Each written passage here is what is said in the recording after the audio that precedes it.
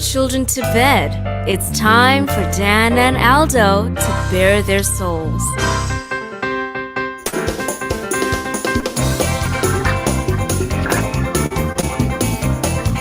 I love the Chicago Bears more than I do masturbating, and that is a lot. We got fucking fire, man!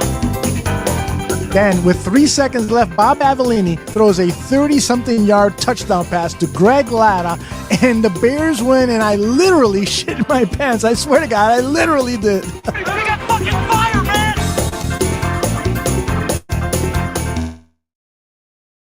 The guy he's a tragic figure. I mean, he embodies all that is. We got fucking fire, man! If they don't run the ball here, I'm going to vomit. I swear to God. We got fucking fire, man! Look, I don't mean any disrespect. He just didn't play that well. Not for a guy of his caliber. We got fucking fire, man! You know, they won, but I'm going to be miserable all week because they stunk. We got fucking fire, man! I don't really have any recollection of that at all, but I guess perhaps I blacked it all out. We got fucking fire, man! So, Dan, tape is the ultimate tool for scouts and for coaches to evaluate players, to detect plays and so forth. And they spend hours looking at tape, right? Why do they so often get shit wrong? We got fucking fire, man! I love the efficiency of bourbon. We don't give a fuck, ladies and gentlemen. Dan and Aldo.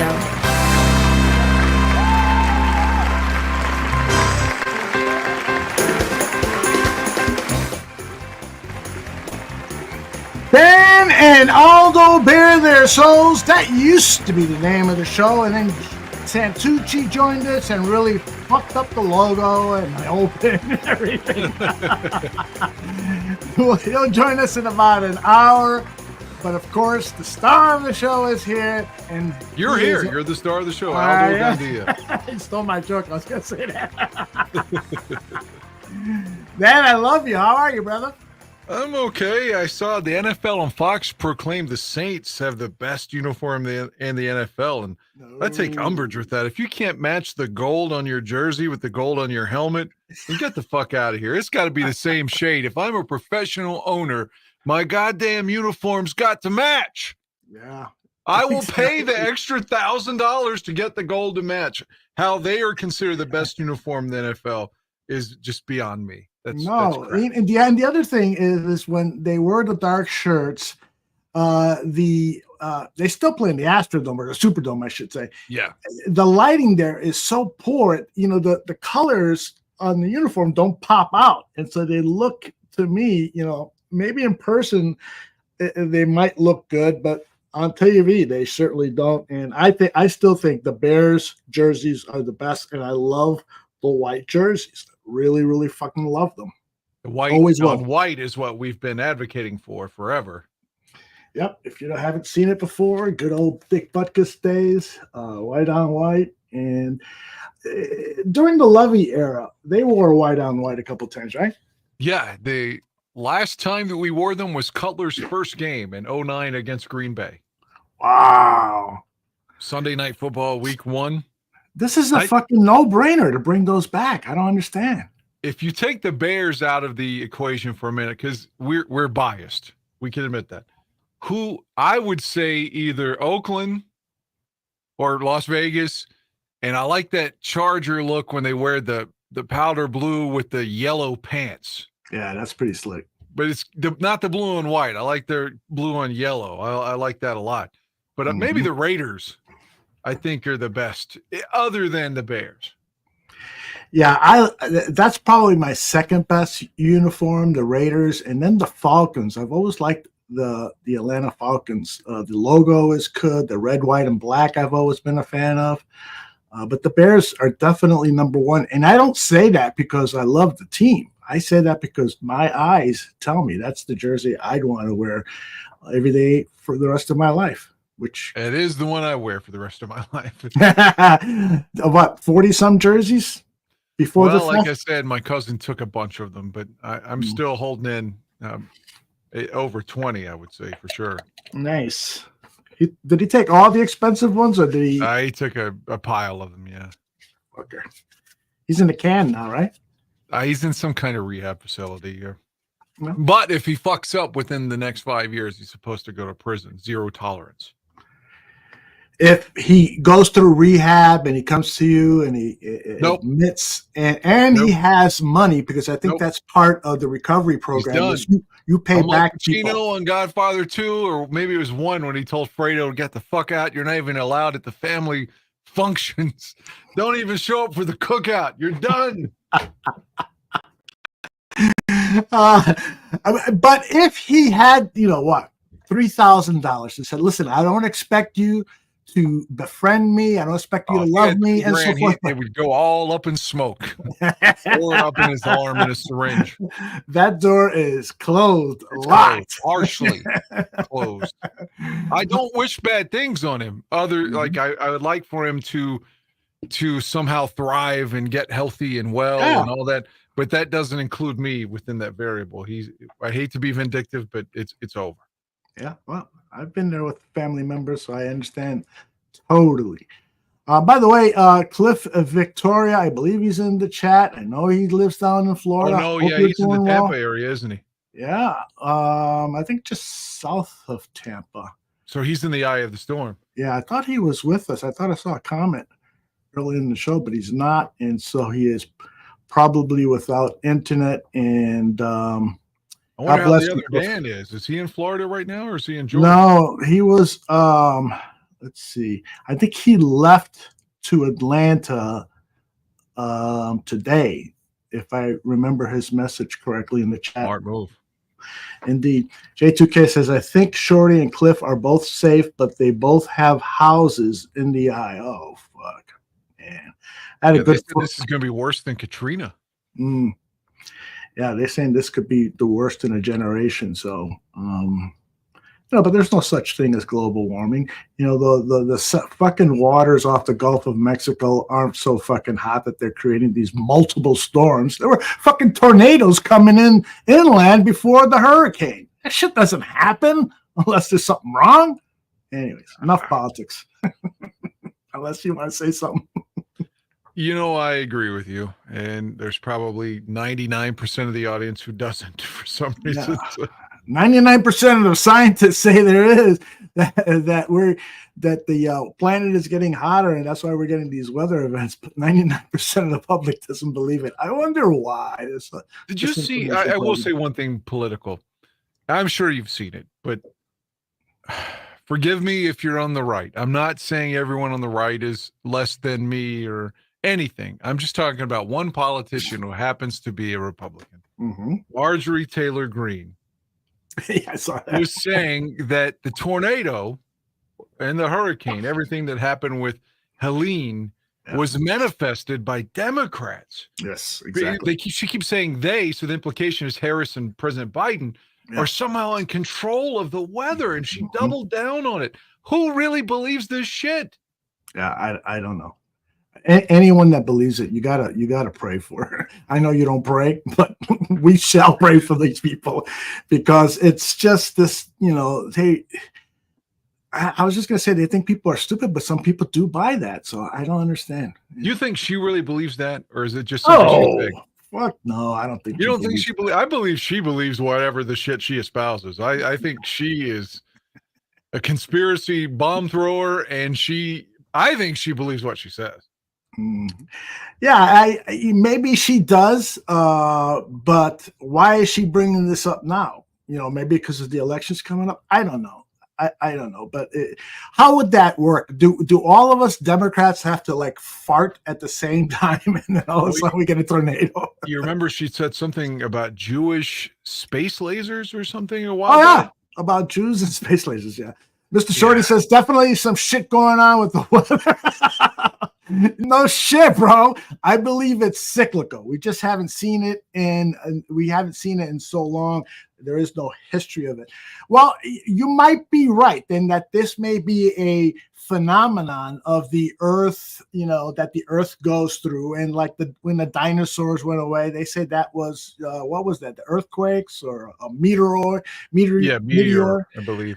So it could be something like that. But again, if the doctor says you got cancer, and then you go see another doctor and he says you got cancer, and then you go see 8 more doctors and they all say you got cancer, but one of them says, maybe not.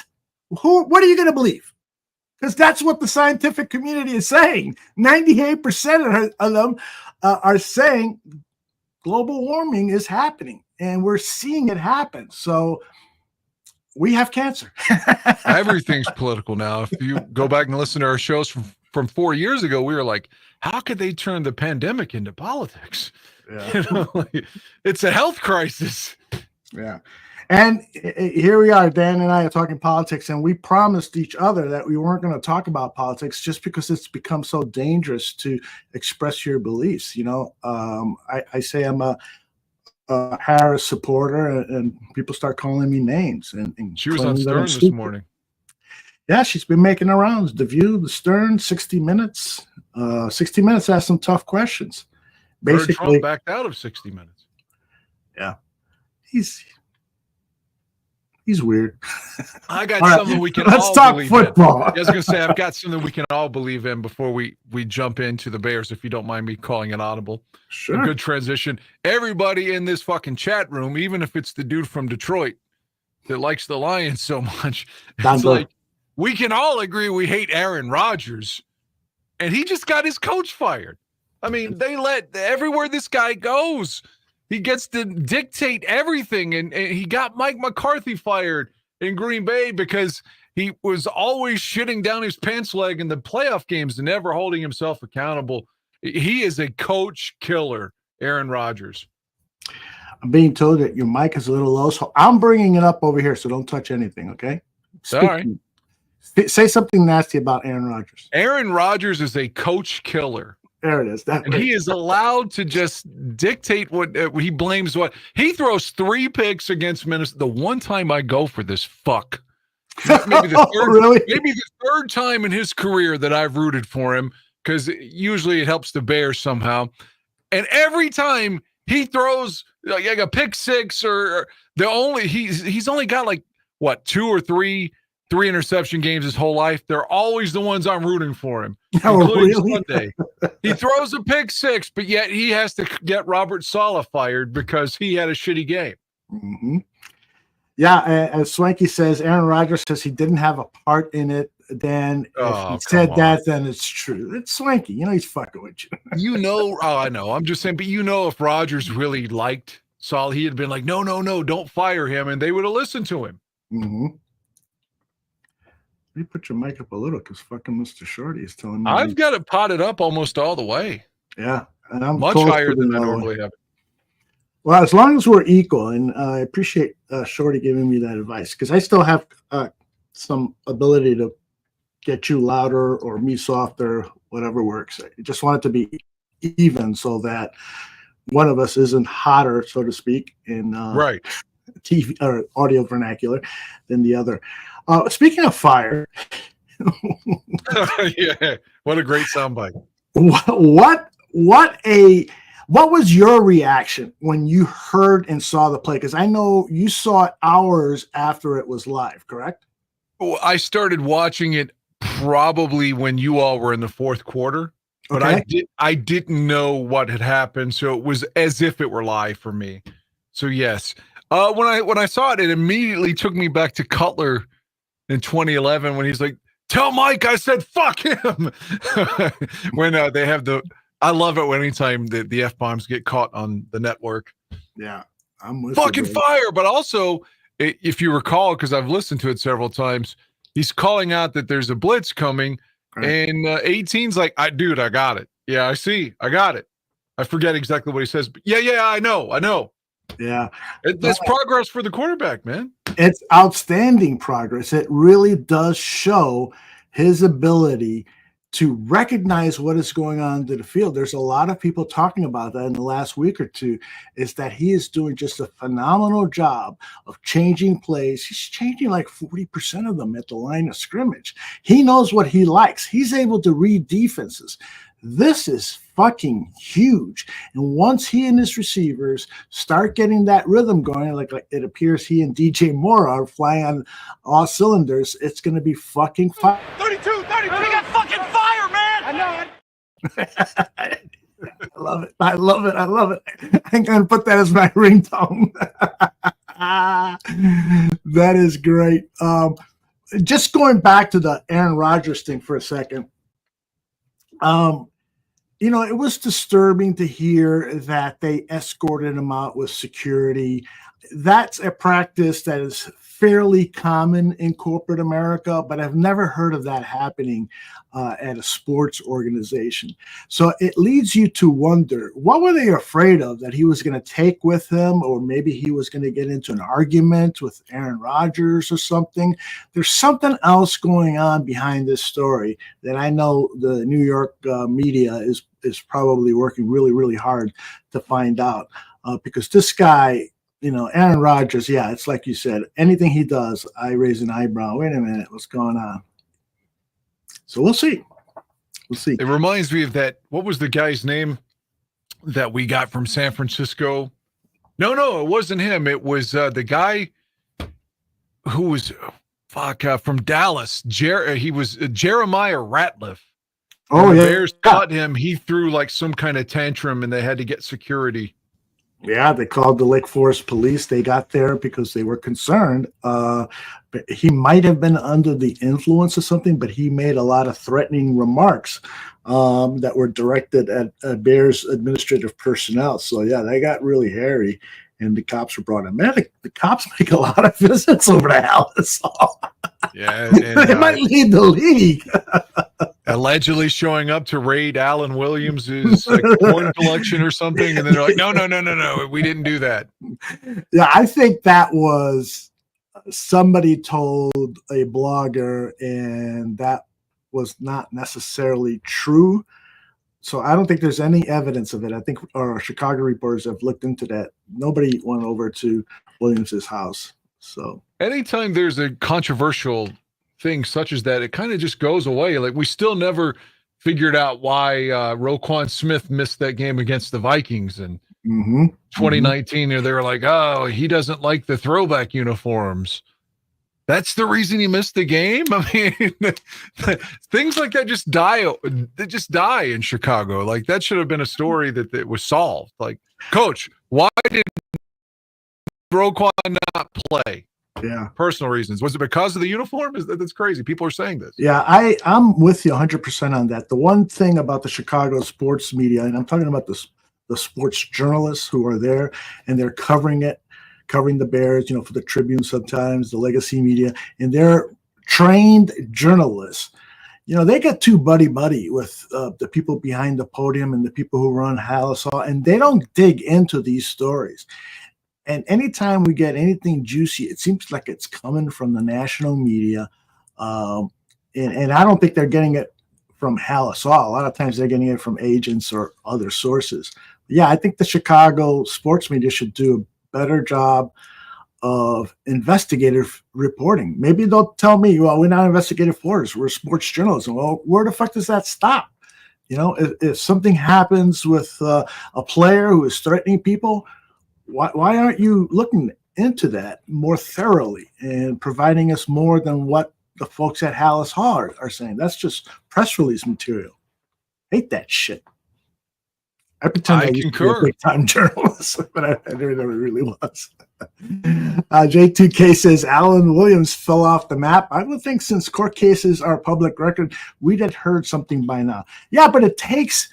in some cases, J2K, it takes a reporter going over to City Hall or wherever these records are kept and looking through that. They don't, in most cases, if there is a criminal case, they won't say anything publicly unless they're trying to find more witnesses or something. The reporters have to dig through some shit in order to find that stuff. But, the Chicago sports media, they're more interested in reporting on what the buffet is at Soldier Field and what the food is. Hey, Nikki's in the house. Say hi to your wife. Yep. She just texted me that she was home. So I told her, I said, yep, podcast. So here she is. Say something nice to her. I miss you. That's a great drop. Let me write that down. I don't get to see her very often. So. Oh, man, the honeymoon is over, huh? No, it's just, adults work. Yeah, honeymoon is over. Yeah, but honeymoon is over makes it sound like, they're fighting or something like that. It's not like that at all. No, I know. You know what? I miss Nikki a lot too, and I wish she was here with me. Oh, look at the response I got. Oh, that was meant for you, actually. But you knew that. All right. So your reaction to the game overall, tell me, were you happy on a scale to 10? How happy were you, and what were your major Can I tell you the negative thing first and just get the negative? Sure. The touchdown. Not just because we were down 7-0. I was like, oh no, it's another gash, another big run play. Mm-hmm. And true to be told, Carolina is not a very good team, and we can all, agree with that. But when we're playing, what the Aaron Jones against the former Packer, when we're playing Minnesota, at this rate, he's going to get like 4 of those. Yeah, when you're playing a big, I don't know what it is. We can't stop the run. And I was like, oh my God, it's a 3rd straight game with just this huge run out of nowhere. And of course, they bottled it up the rest of the game because Carolina is not very good. Mm-hmm. But when we play a big back or a team with a great offensive line, a very formidable opponent, that, again, is a huge problem right now, in my opinion. No one wants to talk about it. I get it. But that's 3 straight games where running backs are just having their way with us. Yeah, they can't take everything away, and so they will sacrifice the running yards in order to protect against deep passes, explosive plays. And J2K, I think I forgot which show he said this. I think last night on Buffon 55, he said that. God damn, now I forgot what J2K said. He said that teams are dropping back. The Bears. J2K, help me out here, because you made a really good observation about the Bears against the run defense that I'd like to share with everybody here tonight. So if you remember, let me know, because all of a sudden my brain went haywire. Yurko, I heard it is a problem. Yurko, John Yurkovich was blaming primarily number 91. We're saying he's getting so beaten so thoroughly and decisively on these running plays that it's like that's the reason why these gashes are happening. Yeah.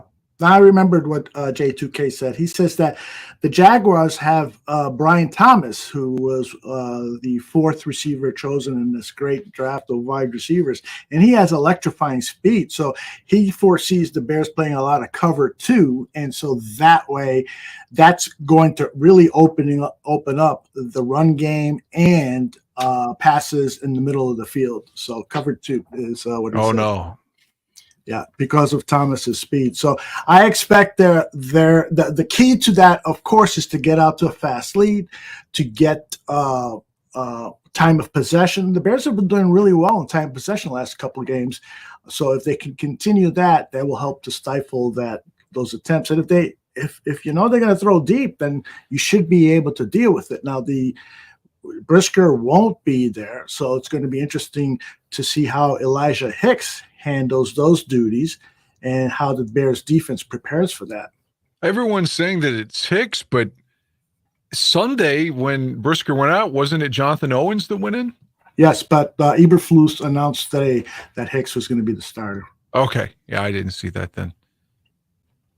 Well, I've got some sound from today's press conference, the first one in London. Let's see if we can pick here. J2K says, Jags will be forced to dink and dunk to win. Flus won't let them beat us deep. Yeah, exactly. That's exactly it. So, this is a Mel Kiper called for the elimination of the cover 2. He says, I want to see football where you throw deep passes again. This is ridiculous. So it is what it is. Let's start with Poles talking about Ryan Poles, because Caleb, DJ Moore, Eberflus, and Ryan Poles met with the media. Kevin Warren met with the media too, but I didn't select anything from that. Same old with him. Still talking about building in the city of Chicago. Dude, give it up. And saying that they're going to have, they're going to start digging next year. Yeah. I just don't believe it. I don't fucking believe it. And is this all about telling Arlington Heights, you better reduce your taxes, please? If Arlington Heights really is still in the picture, then yeah, that would be the only thing, but he's going to come off as a raving liar if they move back to Arlington Heights without further pursuing the Chicago thing. No, isn't Arlington Heights also in Cook County? Arlington Heights is in Cook County, yes. So the taxes, or would they be that different between Arlington? I mean, I don't know the tax code, obviously. But if it's all encompassed in the same county, would there be that much of a difference between the two locations? Well, yeah, because there's not only the county taxes, there's the municipal taxes, the city taxes, so Chicago's taxes. Well, wouldn't Chicago's be more than Arlington Heights? They would, but the problem with Arlington Heights is that the school district is a part of collecting taxes, and they want a certain amount of taxes, and the Bears are saying we shouldn't have to pay that amount because we're not in business yet. We're not generating any income. You should be charging us the same tax amount that you did for the racetrack after it closed down. And that makes sense to me. Totally. It does, yeah, until they open up and, like you said, are making income. Exactly. So then, taxes for the key thing is, I don't want my fucking property taxes to go up. I don't want the people, the city of Chicago's taxes to go up. This should be fully funded by the Chicago Bears and the NFL. And if there are some things that are of value for the city, the municipality, and so forth, then I don't mind paying some taxes. If you're going to tell me that new roads are going to be built so that the traffic won't be as bad, I'd be willing to pitch in a little for that. But not for the structure, not for any of that stuff that the Bears should be paying for. And they said with Arlington Heights that they were going to pay for it all. So, and with Chicago, they didn't say that. Anyway, let's see what Pose had to say about. I thought this was really interesting, Dan. Football has become so sophisticated in some respects, like the officiating is still out of the 19th century. But some of the stuff, like with travel and stuff. Listen to Pose talk about the preparation they took to get the team over there and to get them acclimated to the time as quickly as possible. Yeah, I think he's learning how to play professional football. And when Flus and I spent time with our performance team, Brent Salazar, he's done work in pro tennis and he's done a lot of international travel. So we thought it was a good idea to get out here early, get adjusted to the time, get comfortable so that we're playing our normal football on Sunday. And the guys have done a good job. I think everyone slept well. Brent put these packs and his team put these packs together that had, cards on how to get proper sleep, different vitamins to have, face masks, pillows, everything to maximize sleep on the plane. I thought they did a really good job, and then everyone stayed up pretty well last night and then kind of got onto the clock. So really just taking his expertise to make sure our players are in a good position to be successful. That's kind of how the process that we took there. So if you the saw complete opposite of Matt Nagy. Yeah, exactly. Just want to say quickly that Cliff has joined us. He says that they're hoping to drive back to their home tomorrow, and hopefully their home will be fine. Jay Grizz earlier said that his mom might be impacted, and so he's here to get his mind off of the worrying. And from Dan and I, we really are hoping for the very best from you. So I pray from time to time. Dan prays in his own special way while he's masturbating. I'm not anti-God by any stretch. Oh, God. No, but I really want to say that I'm not anti-God, and I don't think people that are religious are foolish in any way. But I don't actively pray. But I can say that if sheer willpower could impact it at all, I wish you all well. And I hope that everybody's going to be okay, especially that gentleman's mom. Absolutely. That's Jay Grizz, who liked my joke and gave you a thumbs up. All right, so I'm sorry to I interrupted you. What did you say after Post talked about the travel? I was just saying it's the opposite of Matt Nagy when we went over there and lost to the Raiders when he left like on Friday or something, right? I think they left Thursday or Friday. Thursday and arrived Friday kind of thing. But yeah, it was basically they got there Friday. So the players said that they still hadn't gone over the time thing during the game. And we got our asses kicked. Exactly. So I just don't understand why Nagy would have done that. I mean, he's proven so often to be dumber and dumber. You know that since he's been the offensive coordinator for the Kansas City Chiefs since he's gone back, but Patrick Mahomes' numbers have declined. Points have declined. They keep winning regardless. Excuse me. They keep winning because Andy Reid is still the head coach. But when Andy retires, if they give the job to Nagy, then they're fucked. I will collect every fucking piece of change I got in my house and lay a bet that guy will be fired within a year or two.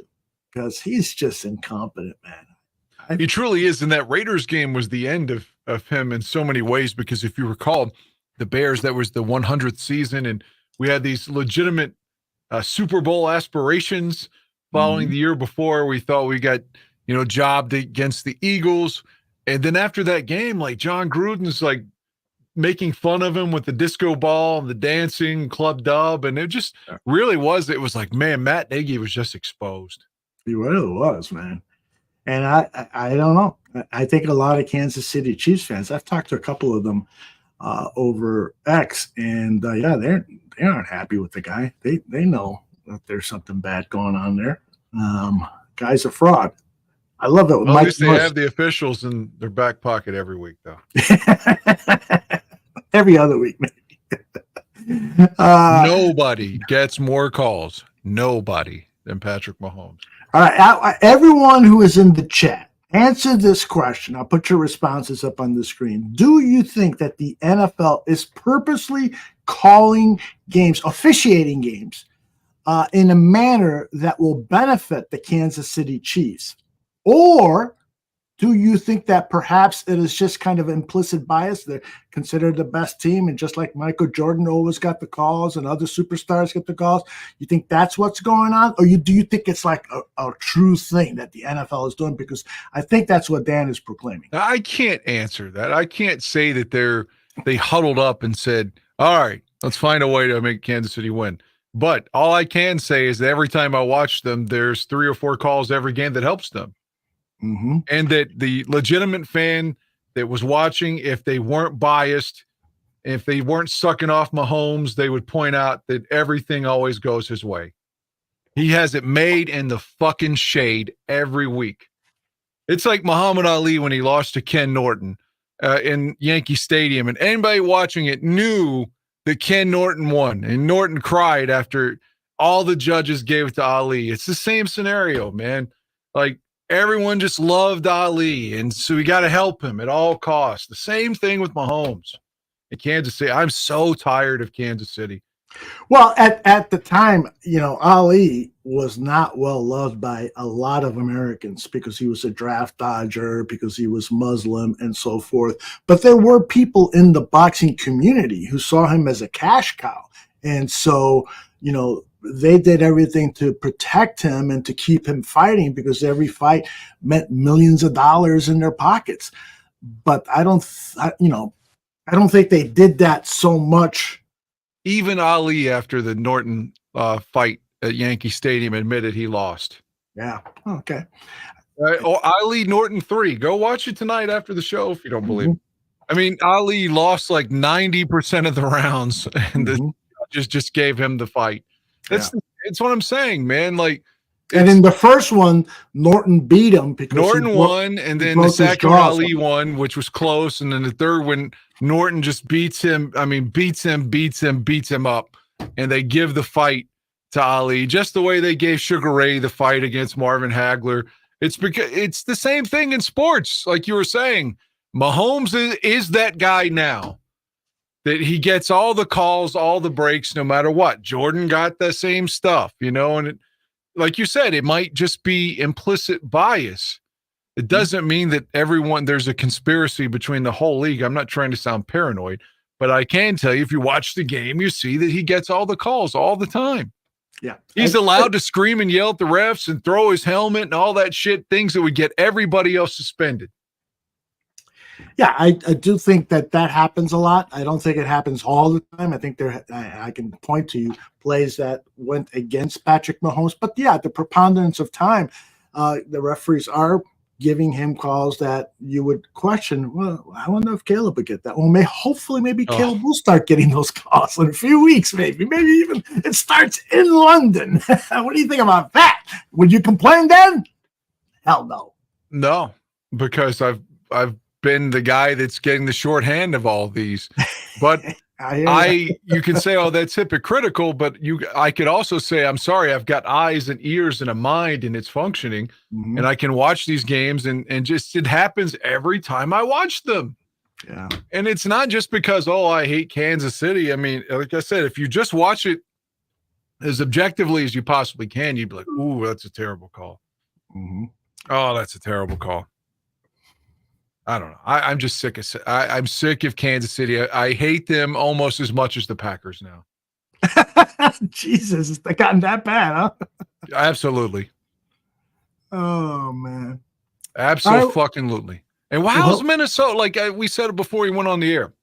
I've rooted for Aaron Rodgers like 3 times his whole life. Mm-hmm. Every time I root for him, it's like, come on, beat Minnesota for us.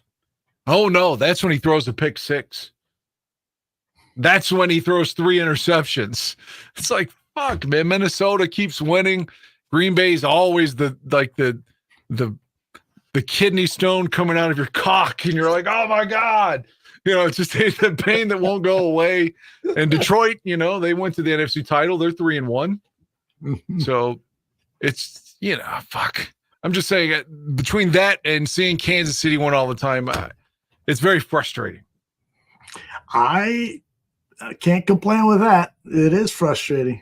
And I want us to start getting those calls. Mr. Shorty says, although I sent you a doorbell cam video, you can play it or not, your choice. So let's play it here. Let's see what we got here.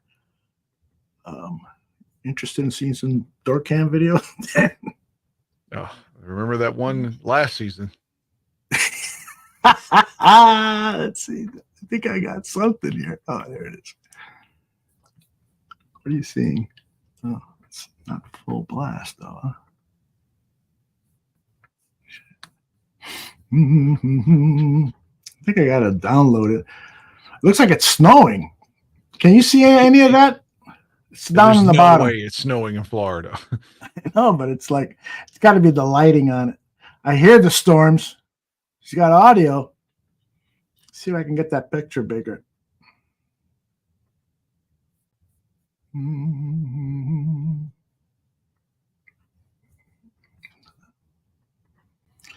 I'd like to get it up bigger so that I can just have it on the entire time. Is this a live shot? That would be pretty cool. I'll try to figure it out later when Tooch is doing this thing. But Shorty, I hope everything's fine. And gosh, so he's not there, but he can see, whether his house is still there through this apparatus. It's terrifying. Hear that? Holy shit. Run for the fucking hills, man. Should have got out of there when I told you to, bro. Just kidding. There you go. Listen, I got a message. Dad, back me up here. If you live in Florida, it's time to move. Time to get the fuck out of there. And especially if you want to be a homeowner or are a homeowner, because you can't get insurance for this shit now because it's so fucking bad. That's part of the reason I get so fucking pissed off. There have been scientists telling us now for 20, 30 years this shit was going to happen. There was a meteorologist who was talking about Milton, and he starts to cry on the air. And he was then interviewed afterwards. Why were you crying? He goes, because I've been trying to warn people about that this was going to happen, that these storms were going to happen. So I was fucking around with my wife saying, hey, anybody that lives in Florida, they should have got the fuck out. I'm kidding, of course. I love you all, and I want you all to be safe, but it's got, like, you're just not doing yourselves any favors by supporting a state that doesn't recognize what is happening to home property there. Insurance companies are leaving. Things are getting worse and worse with the weather. I'm fucking ranting, and I don't want to do that. Cliff has insurance. You got insurance for your home, but do you have hurricane insurance and that kind of stuff, Cliff? Flooding. Last time we had this many hurricanes was in 2004. It's tough to move. It's tough to pick up and move, especially if it's tied to your job and your security and your home equity. And I can't criticize anyone for not moving, especially if they've grown up in Florida or, you know, their adult life has been in Florida. It's hard to tell somebody, well, you have to just pick up everything you know and go somewhere else. I can't say that to another person. I just can't. So I understand why they would stay. Plus, if you take out the hurricanes, which is hard to do, the climate, at least in the wintertime, is obviously, you and I both know it, you know, having the 2-degree days, it gets tough. Yeah. And the same days that we have, Chicago might be -2, I'll have 6 or 7 in West Virginia at the same time, and Florida's got 60. So there's a reason to be there. Yeah, sure. I understand. I totally agree with you. It's hard to pick up and leave and so forth. And Cliff says he's got both hurricane and flood insurance. I'm happy to hear that. Really, really happy. But I do recall, Cliff, you saying that getting insurance down in Florida for these type of phenomenon is getting tougher and tougher, and that correct me if I'm wrong, Cliff, but that was making it hard for the real estate agency over there. And while people were still moving there, the growth isn't as much as it should, just because people are seeing what's going on weather-wise and wondering, well, should I move down there? Should I send Grandpa down there? I know the weather would be good for him, but then again, you know, flying 30 miles into the Gulf of Mexico wouldn't be good. So I don't know. Maybe I don't know what the fuck I'm talking about. Maybe I should just shut the fuck up. I don't. I think what you're saying is you're hoping that everybody's going to be okay, and you're suggesting this is going to keep happening, that people should consider, you know. And I get your point. I'm just playing devil's advocate. I'm not saying what you're saying is wrong at all. And the truth is, even if, God forbid, anything happens to Cliff's home or anybody else there that has insurance, whether it be flood insurance or hurricane insurance, and then try to collect. Watch the insurance companies find a way to say, well, X amount of people were affected by this, so we have to use our insurance policy to pay them. And you know what? We can't afford it. So insurance in some ways is a Ponzi scheme. I can see them not paying whenever people actually need it. We saw that in Louisiana again back in 2005. So. Somebody just sent me a headline. Milton threatens to upend shaky Florida homeowners insurance market. So I worry about the cost of human life, not just their own life, but their financial life and economic life. That you got governments who are conspiring with insurance companies to just make life tougher. That's really what I wanted to express. I do believe that politicians are behind this.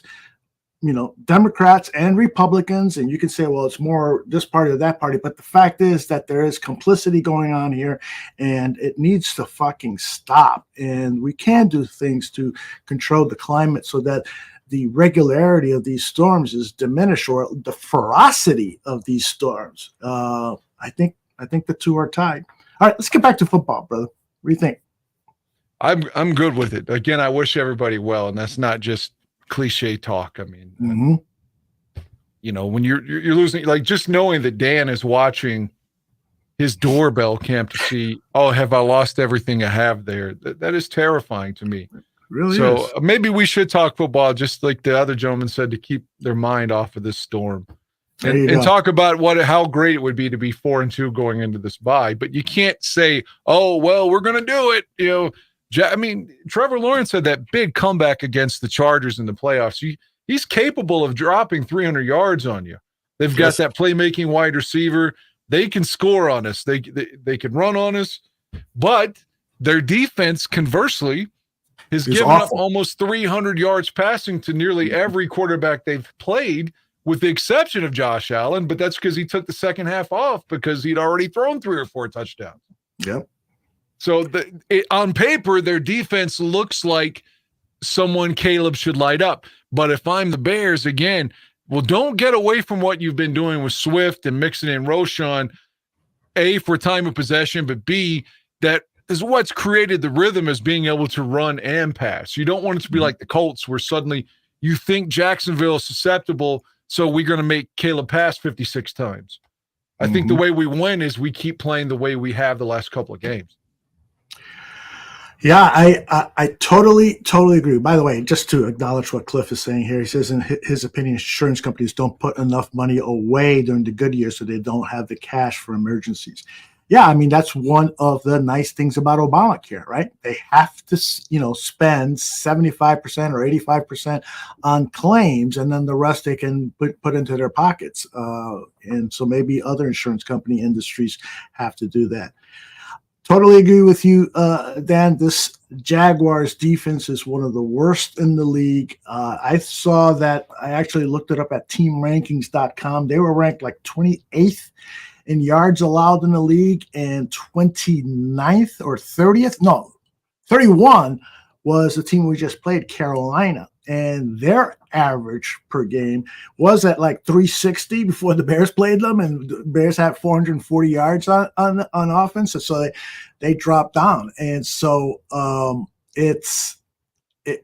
there's some really good signs about this offense. Do you think that it's mitigated a little bit because the Panthers defense was minus its two they were starting decimated linebackers across the board. Yeah, and no, I'm not one of these injured guys that's going to be negative and tell you that the win doesn't matter because Carolina sucks, and because you have to play your competition. And again, that's not a cliche, because if you recall last year, the Bears with Bagent struggled to beat Carolina. What was it, like 16-7? It was an odd score. And we barely got out of a Thursday night game beating Carolina. So to win by 26 points, which should have been 38-10, let's be honest. You had the missed extra point from Santos, and then you go for 2 to make up for it. So to win by essentially 4 touchdowns is big. Regardless if their guys are unhealthy or healthy, you still have to play. Yeah. And how many times have the Bears not succeeded against X team when they didn't have their starters or whatever? I'm happy about the win. I was delighted, especially when they were down 7-0, and to come right back after that touchdown and to throw a touchdown to DJ Moore. That was huge. That was fucking huge. Yeah, it was really huge. Zach just said something that I totally disagree with, but we're not going to talk about that anymore. I can send you, Zach. I can send you some literature on that, some journalism, or true journalism that will contest what you're saying. All right, I wanted to talk about Bill Murray. Do you know who Bill Murray is? Yeah, he took over for John Belushi when he died and starred on Ghostbusters. He was also Carl and Caddyshack. Oh, you mean the left guard? Yeah, that's right. The guy who took over for Tevin Jenkins. I don't know where this guy came from until this preseason. I don't know. Did we sign him as a free agent? I remember seeing him in the preseason because I was like, Bill Murray. Yeah, he was an undrafted free agent for, I think, the New England Patriots. Came out of William and Mary, and then the Bears picked him up during this off season. And he wasn't expected to make the roster, but this guy plays with so much fucking heart. And Danny broke down some tape last night and really was pointing out how well balanced he is, how he works his hands really well. But the thing about him is his fucking hustle. Look at this play here. Number 60 under the circle. Watch how many guys he's going to block. Number 94. Oh, I'm going to help this guy. I'll push him to the ground. I'm going to go back to this guy. Push him out of the way. I'm going to push that guy too. 3 fucking guys. Now he's still looking for somebody to hit. I love it. When was the last time we had an offensive lineman like that with that kind of gusto, that fucking rampaging guy? Now, it's only 1 week, so I don't want to say this is a fair comparison because Olin could make the Hall of Fame. But it's a little Olin Krutzish, isn't it? Is that an adjective? Yeah. You just made it one, and I will buy it. Okay. Foster reminds us that he was a defensive lineman in college, too. So that's up, and he was moved over to offense. So who was the guy that had a lot of success making the move for the Bears. Big Cat Williams. Big Cat. There you go. So maybe he's going to be another Big Cat. Thing about him is, who knows how well he's going to play, but if he continues to play with that type of hustle and that type of anger, he was the guy that started the fight towards the end of the game. Yeah, why was Pryor ejected? Does anyone know the answer to that? It looked like he was thrown to the ground, blindsided, and he got in trouble for that? Yeah, what happened is that I think he threw a punch at J.C. Horn, and about 5-10 yards away was one of the Panthers linebackers. He saw it, and then he came in and hit Pryor on the side and knocked him to the ground. But that Panther guy was retaliating to Pryor because Pryor took a dirty shot at J.C. Horn. Pryor's a big guy. Yeah, he's 6'7". Well, let me put you on the hot seat then. Mm-hmm. Based upon what you saw against Carolina, has Bill Murray done enough to start Sunday against the Jaguars? Mm-hmm. What if Tevin says, you know what, I've got an ankle, I've got some ribs, but I'm ready to go. I've made the flight. Do you rotate, or do you just go ahead and tell Bill to start and say, Tevin, look, man, we'll put you in case of an emergency, but right now just heal up? Well, I have to say that, prior to the injury, Jenkins wasn't looking bad. He played as well. So if the only thing I would say is if they have noticed anything that is really a big gap in that Murray is doing better than Jenkins, then yes. But other than that, I think Jenkins should start if he's ready to go, and that you have him on a fairly short leash and throw Murray in there, because it's vital. You see how good Caleb Williams is when he's got a clean pocket. It's unbelievable. It's really good. Zach, I know it's your brother, but I got news reports. You know what? I got to do this, Dan, because it's just burning a hole. Go ahead. Insurance companies took that as an excuse. He's saying his brother was an insurance agent for 20 years for State Farm and explained how it affected the company as these changes happened. Yes, it changed. It changed certain things. And that's why a lot of Democrats don't want insurance companies as the middleman. What are they doing? They're just making money. And then when they can't make money, they leave. And the reason they left during Obamacare and how it affected these other businesses was details within the infrastructure of what is going on in their companies. They could have still stayed and done those businesses, but they didn't like how the profit margins has shrunk. That's it. And they could have still stayed business. They could have still made money, but they were interested in larger profit margins. And that's really what was behind that. And anyone that works for a corporation, of course, they're going to kind of side with the corporate view, but some people don't. And so that's why you need unbiased reporting on situations like this, as opposed to, getting one source and saying, well, that's the way it is because my brother-in-law told me. No, it doesn't work that way.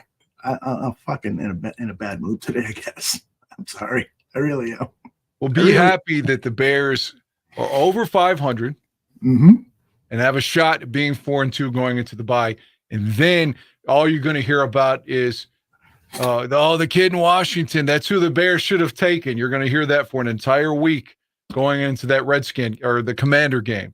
But I'll live with that. That's fine. But we have to be at 4-2.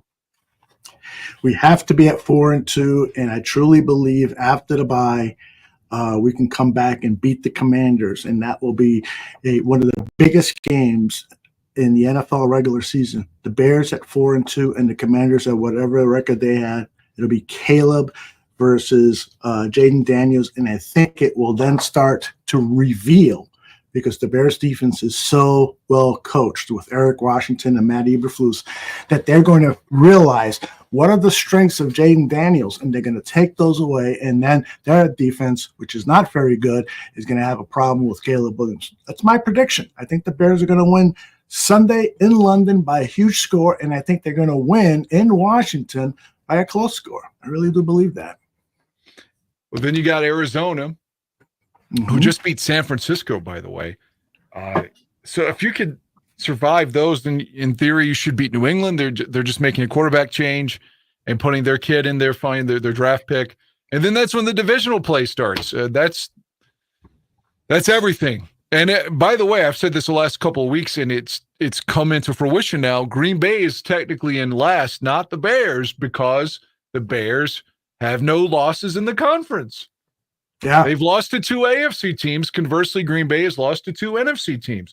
That is why, despite the same record, the Bears are in third right now. So you keep winning, and don't lose to Jacksonville because they're an AFC team. Get that win. Just keep winning all these other games, and then maybe you can take care of business against the division, and then the sky's the limit. Hopefully Minnesota comes back to earth, and in fact, their next game is against the Lions. Mm-hmm. It's in Minnesota, though. It's in Minnesota. I think that,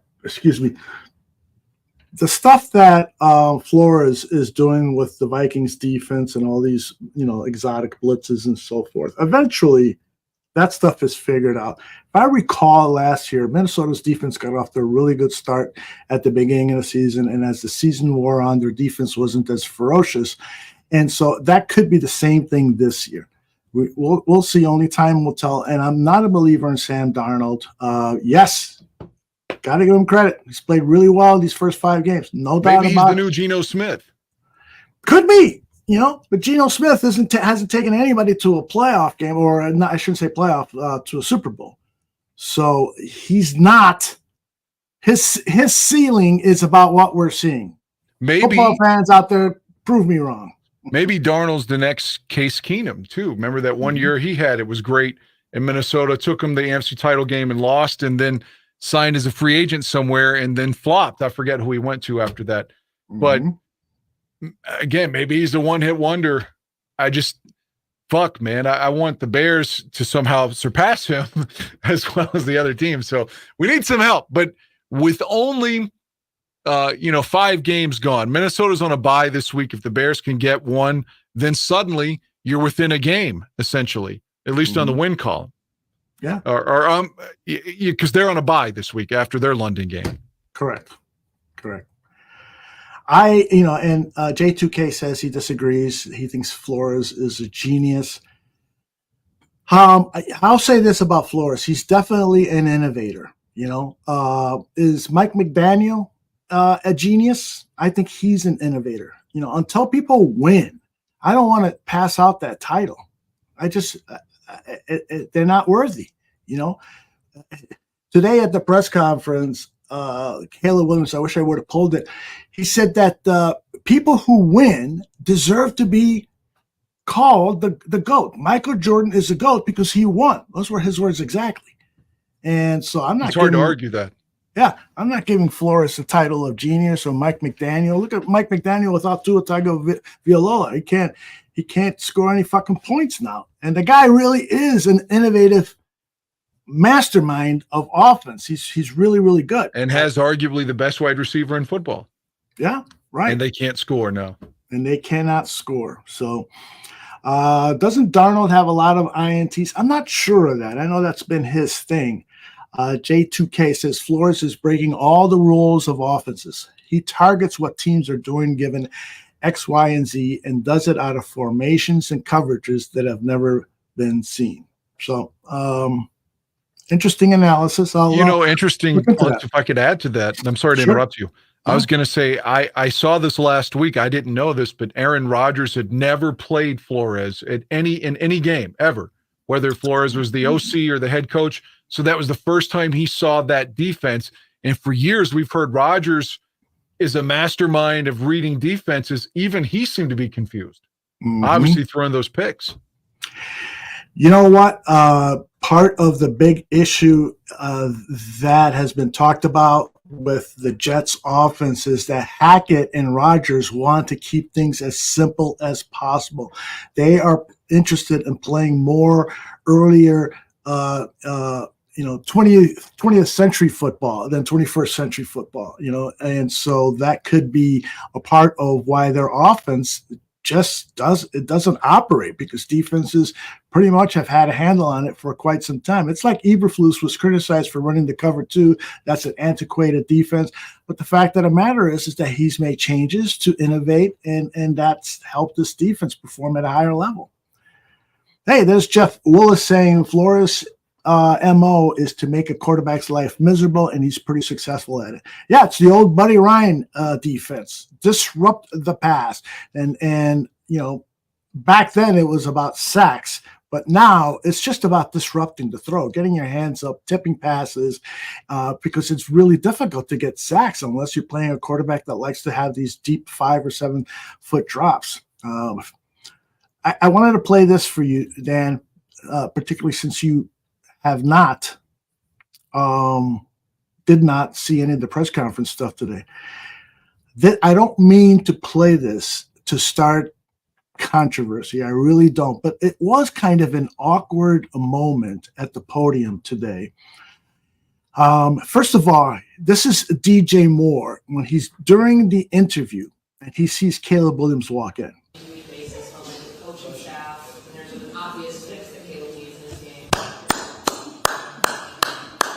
Oh, my bad. So, A little awkward, right? Don't you think? Maybe. No, it looks like he's just fun-loving with his teammate. Like, oh, there he is. I didn't think that was facetious. Well, I don't think it was a jab. I don't think there was like he was saying like, oh, there's the legend, the guy who's won 4 Super Bowls, Caleb Williams. I mean, if anything, he just caught 2 touchdown passes last weekend. He caught one the week before. Right. People are going too far into his body language, I think. I agree. Like Bill O'Reilly. I totally agree with that. But then this happened. it's amazing. He's taking those strides that he needs to.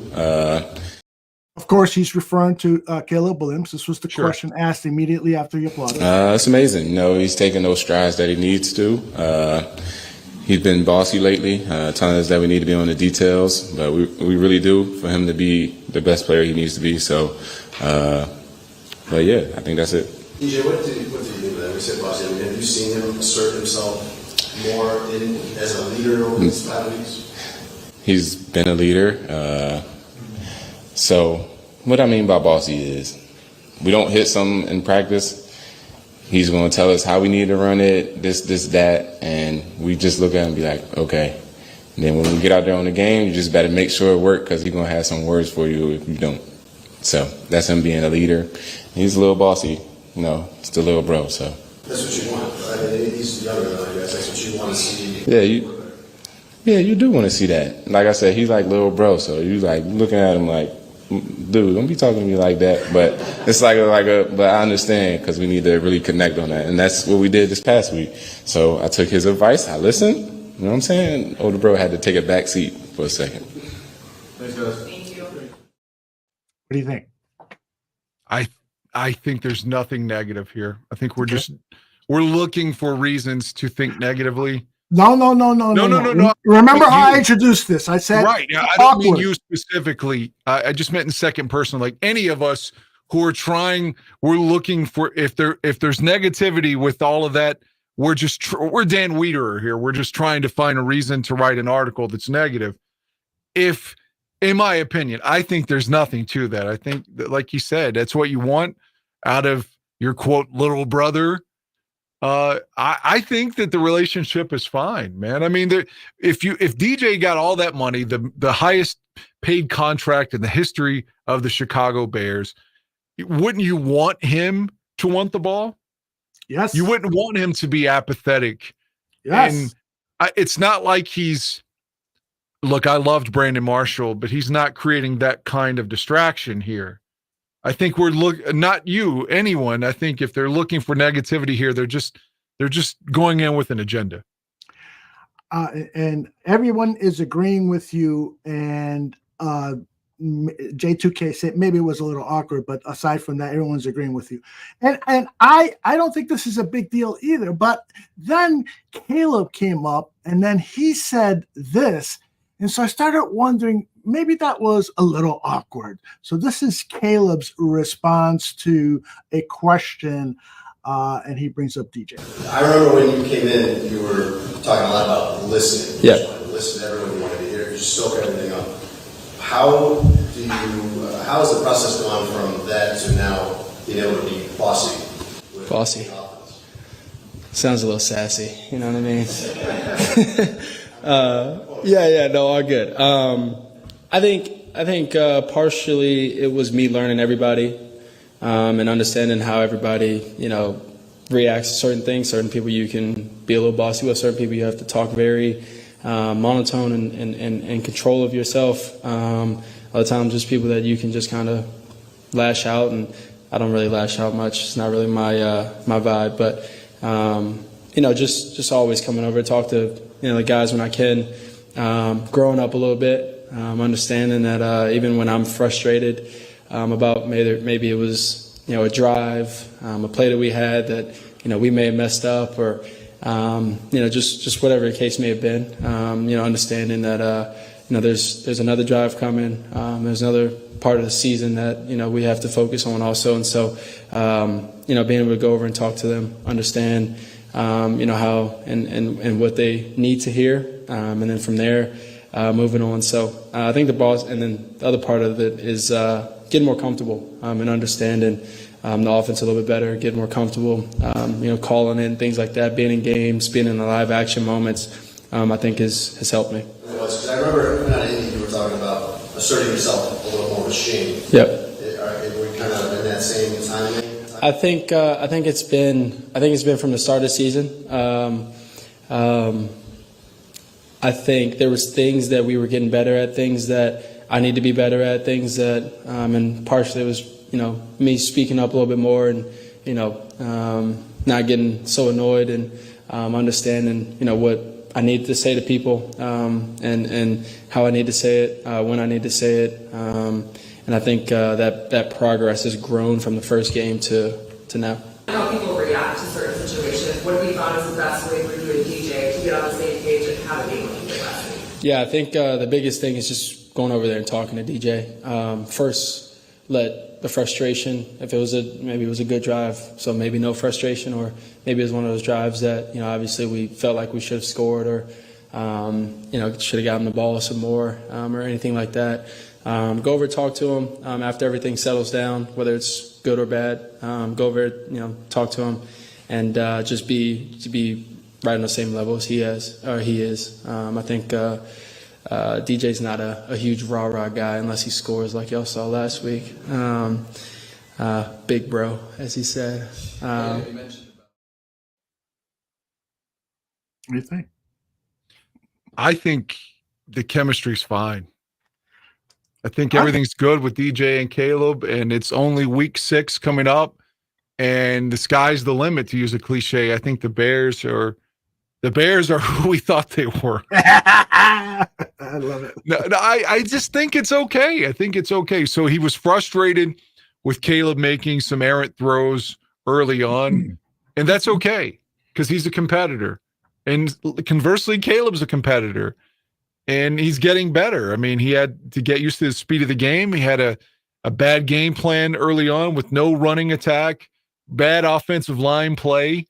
And now the running game's not doing that zone thing. They're actually just trying to hit the hole and go. And the offensive line seems to have improved based upon that. And then Caleb's adjusting to the speed of the game. And everything is just building. Everything's building. It's right where we want it to be. I mean, you'd like to have beaten the Colts. But all things equal, if I would have told you, no, we haven't won, but if I had told you in August, Aldo, it's a slam dunk, the Bears are 4-2 going into the bye, you would have taken that. Would you be okay with me calling you little bro? Sure. If that meant that we were going to win, I'll be. You could even say I'm transitioning. You could say I'm little sis for all I give a fuck if the Bears keep winning.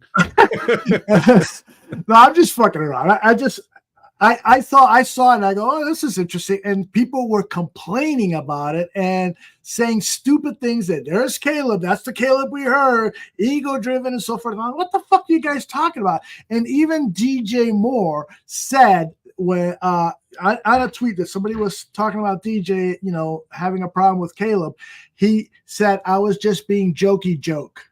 So he let people know I was just joking up there. And so that's the type of humor that they have. Now, I do think that this is when the story of the 2024 season is written, and it's going to be a multi-chapter. And one of the chapters is going to be the relationship between the new quarterback and the team's top receiver and how they built that relationship via communication and finding out how well they can communicate, what's the best way of communicating with one another, and then it resulting in touchdowns, because this is what's happened. And at least that's the storyline till now, until something else might add to it. But I love it. I love it. I love the fact that this young guy has come out of USC and he's going to DJ on the sideline, sitting in front of him, looking him eye to eye and saying, you ran that pattern wrong, and this is what I'm looking for, and this is what I want you to do. And DJ is looking at him eye to eye, and he goes, okay. And he has even talked about it in press conferences and said, I will do what he wants. But he says it in an awkward way. I will do what little bro wants. That's the weird thing. Jeff says, I don't see any issue with any of it. The way they know each other supersedes any kind of perception we could have of their relationship. Like I said before, 2 touchdowns last week. I don't see any issue.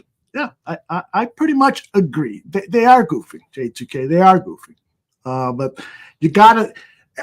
I think everyone will agree with me that this has been a good thing, right? That Caleb is not afraid to go to his number 1 receiver and say, this is what I want. That fair? Yes. Okay. I don't mean to not extrapolate off that any farther, but I can appreciate you putting that together but I think everything's okay. I just do. I'd be disingenuous if I tried to say anything different. Like you said, to try to create controversy. Controversy creates cash or viewers or downloads but I just don't think there's anything here. I do agree with D. Starin, who says kind of like DJ is reminding Justin, you're a rookie. Just because you're the quarterback doesn't mean that you're not going to get, the same type of treatment that we give to other rookies. And that's totally fair. That's part of the tradition of the game. Carry my bags, kid. And I doubt he's carrying anybody's bag. He's carrying his own bags. But there's still certain behavior from veterans to rookies. It's not nearly as bad as it used to be. But I agree totally with D. Starin that some of that sounded like, I'm the veteran here, little bro. Big bro says, you're right. I'll do it your way. That's all I'm saying. Team dynamics aren't easy. We need to talk about something else, because I could tell Dan is just said, fuck this. Let's talk about something else. We are waiting for Tooch. I'm a little bit worried about Sunday, though. I don't think it's in the bag. Oh, no game on the schedule is on the bag. Well, I don't think it's going to be a walk in the park the way a lot of Bears fans are thinking that Jacksonville's I think they're 1-4. Yeah, you have to won just one game. But I think that they're better than their record shows, and not to mention they're playing for their coach's job at this point. Mm-hmm. Maybe that means they lay down. I don't know, but I just feel like that Jacksonville plays, I think, 2 times a year over there. They've gone through all this shit before and know how to get their bodies assimilated to the local time, and they know how to practice over there. I mean, it's almost like this is it's considered a Bears home game, but it really feels like it's a Jacksonville home game, even if it is in Europe. Yeah. Now, it does appear that there could be more Bears fans there than Jacksonville fans, even though I'm sure that's the case. The Bears fans always travel very well, and they're very loud. So they're letting people there know, because there's a lot of people who live in London who have turned into Jaguars fans because they've been playing there so often. They had 2 games there last year, and then next after the Bears game, they're staying for their fourth game in 2 games in the last 2 seasons each. So interesting. Hey, you want to know who's here?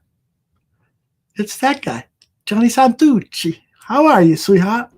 Can you all banter for just a moment so I can take a leak and not miss Bear State of Affairs? Of course. All right, I'll be right back. Tooch and I have a lot to talk. All right. Yeah, I know Anthony, my partner on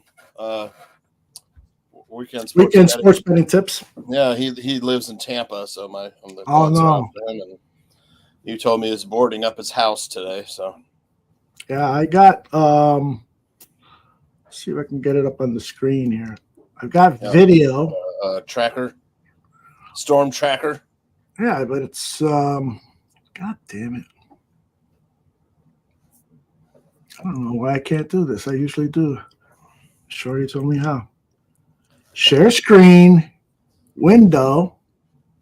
I don't see it. Shorty, you taught Shorty how to use this. Now he's teaching you. Exactly. Well, it's interesting. StreamYard has made a lot of changes to stuff, little things and some things that are pretty big. Like, for instance, now you and I are comfortable with the old ways, though. Yeah. Although, aren't we? I was like, why they gotta change shit? We're like grumpy old men. Like, watch this. Woo! Circle. What do you think of that? You want to do Bear State of Affairs like that? No. You want to do it like this? That's all right. It's better. Yeah, that's not bad. I'll get rid of Dan, though. So you won't be up there. That's wild, man. You have to show me how to do all that stuff. Absolutely, man. Yeah, rounded corners and everything there. Isn't that cool? Yeah. And then let me see. Let's see if I can get rid of Dan just to see how you look. We're doing pre-production work live on the air. It's too small, in my opinion. What do you think? I like this better. No, hold on. Yep, I like that. Yep. Let's get rid of this, and then we do it like this. There you go. That's the way I like it. Yeah. Not See bad. that great background of yours? And, Aaron Mikulski's basement. Although he told me he sold his house, so he doesn't have the man cave. It lives forever with me, though. Absolutely. And on the Barroom Network. Have you seen that he shaved a portion of his beard? Yeah, I love it. It's great. It's it looks really nice. Yeah, it's got Really the dueling pork chops. Yeah. It's more like a tomahawk chop now. It is. I miss him. Yep. I miss him too. Hopefully we'll have him on soon. Yeah. asked the question, although what matchup are you excited to see? I think the Bears secondary versus the Jags wide receiver is going to be a battle. I agree with you, and I know that Tooch does a lot of betting, so he's got his eye on that. But before I turn it over to Tooch to respond to that, to answer your question, I'm going to study that offensive line, defensive line fight. I really want this offensive line to play at a high level, just like they did against the Panthers, so that we all don't start saying, people like Aldo, is always looking into conspiracy theories and shit like that. People like Aldo say, they didn't play, now they play better competition, so they're not as good. Yeah. I've been pissing people off today because I've been in a bad mood all day. I like the Bears' chances in this one. It'll probably be one of Anthony's top plays. Cool. He already said bet the Bears now -1.5 before it gets to 3. Now, where is Sean on his over/under? Sean Higgs, co-host of Weekend. I don't know. Sean might be sweating a little bit though. It got Bears up to 9.5. Now right. Too, but, so I'm going to a lot of stuff like that in Bears State of Affairs. So, but ooh, nice. Here, where'd he go? There's Dan. I'm here. He brought a friend. Is that like a blooming onion over there that they're eating? Yeah. Yeah, looks like it's making me hungry. Or chicken fingers? What are you eating there, Dan? It's like flaming hot. I'm not eating anything. Oh, you mean right there in that photo? God, I'm not eating anything. Aren't you? I don't like chicken, so I think that was that was some kind of mushroom deal. Okay. You at work now at the station? Yes, sir. Are you allowed to eat there at your desk? Sure. I'm in the radio. I'm in one of the studios, but as long as you're not a pig, I've eaten 2 bananas while we've been talking. I heard the first one. I didn't know you had a second one. I finally got my 8-year-old to eat bananas. recently. Oh, nice.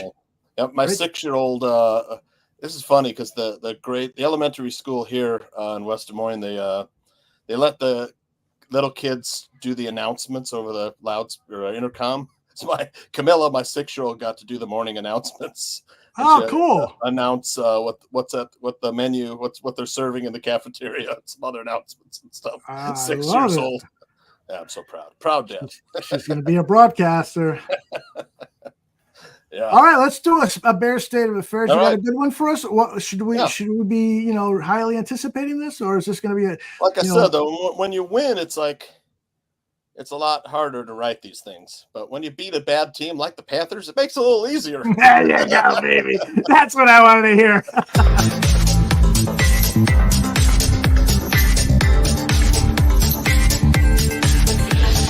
Oh, John, make me come. Give it to me real good, John. Make me your slut. Do it now, John. Do it. All right, we got Bears State of Affairs, man. 2024 NFL season, week 5. What's happened in Barflies? Yeah, well, the Bears played their 5th game of the season, a 36-10 victory over the Carolina Panthers at Soldier Field. The Panthers took an early lead on a Chuba Hubbard 38-yard touchdown. We were kind of like, oh, come on, we're not losing to these jokers. But it was the Bears, all Bears after that. They scored 27 straight points in the first half and never looked back, extending their home winning streak to 8 games, which means we're 19 away from the Dolphins record. And the Andy Dalton revenge tour never really got off the ground against the Bears. In fact, the Bears defense beat the former Bears quarterback like a redheaded stepchild. Sacking him 3 times, intercepting him once, and holding the Panthers' passing offense to 4.9 yards per attempt. We got fucking fire, man! Woo, fire. Yeah, Dalton was pressured and hurried all game and fumbled twice, so those fumbles were recovered by the Panthers. Dalton would eventually be replaced by the Panthers' first-round quarterback, Bryce Young, in the 4th quarter, whom Dalton replaced 3 weeks ago. Wow. Yeah. Well, it was really more of the Ryan Poles trade rape game, though, as the Bears put a dagger through the heart of Panthers upper management and ownership. Yeah, after today, Caleb Williams has more career wins with 3 than Bryce Young, who has 2. Yeah, yes, the Panthers are a bad team. He's such a smartass too, Potsy. But oh my gosh, I saw this. I got pissed off, and then I realized, oh, he's fucking around with this again. Troll, he's a classic troll.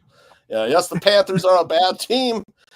But do you know how many Sundays Dan and Aldo and I have spent watching the Bears play like crap against bad teams? It's a lot. Yeah.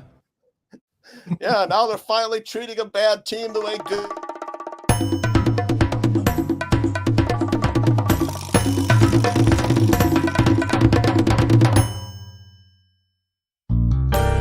Put the children to bed. I don't know what the fuck happened.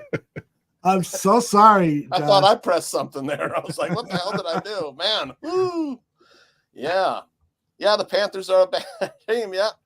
Yeah, now they're finally treating a bad team the way good teams treat bad teams, the Bears, by beating the crap out of them. Yeah, but this kind of feels foreign to me. Yeah. It does. Let's see how they do against good teams in the league, though. Anyway, the Bears now find themselves at 3-2 after 5 games. Last year, the Bears didn't reach 3 wins until week 10. Yeah.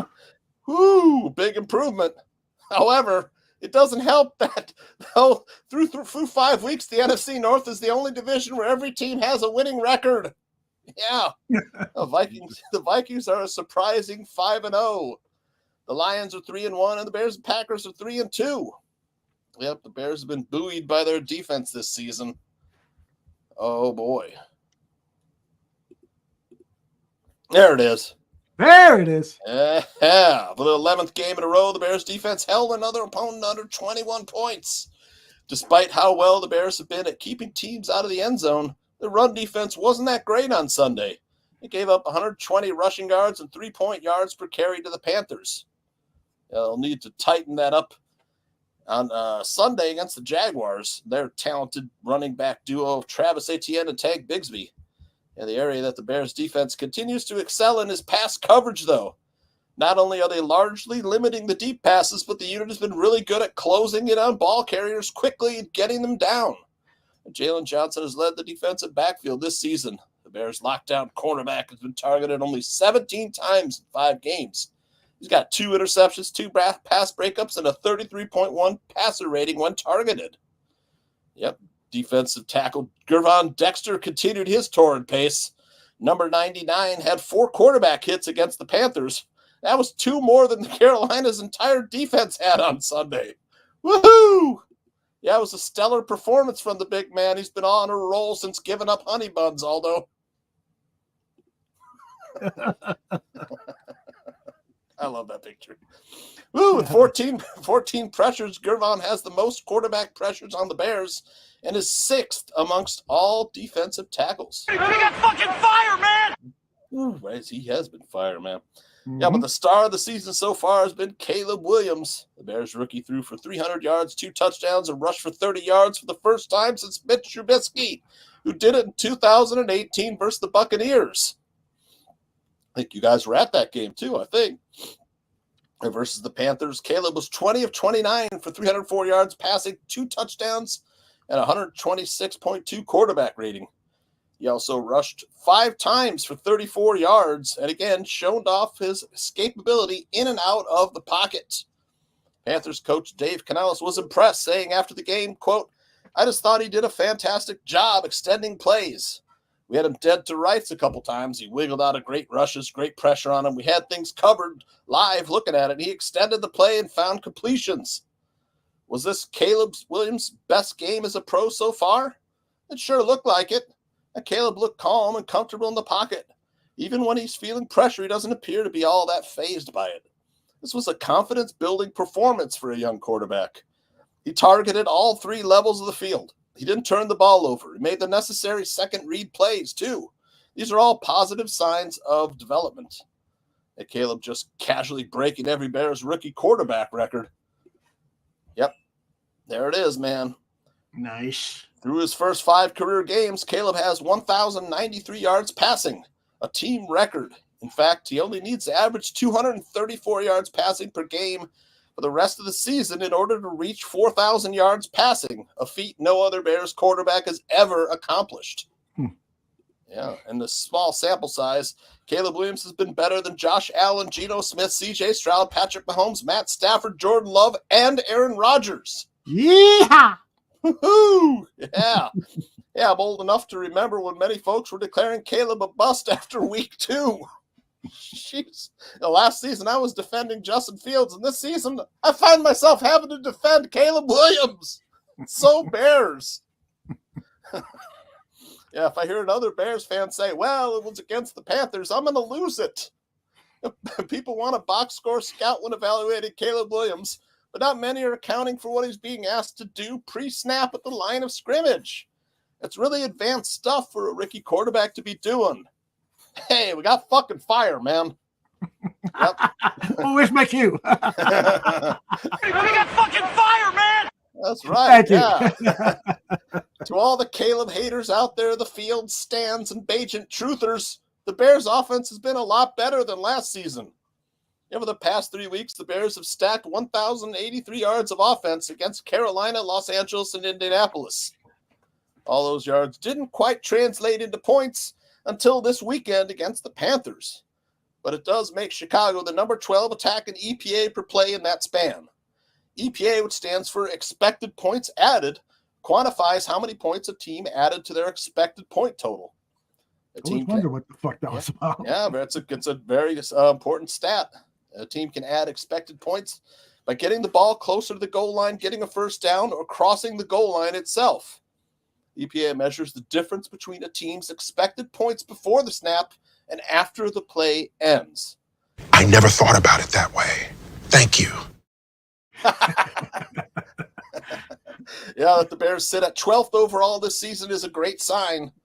Week 6 sends another dreadful defense their way, with Jacksonville ranked 31st in EPA allowed per play on the season.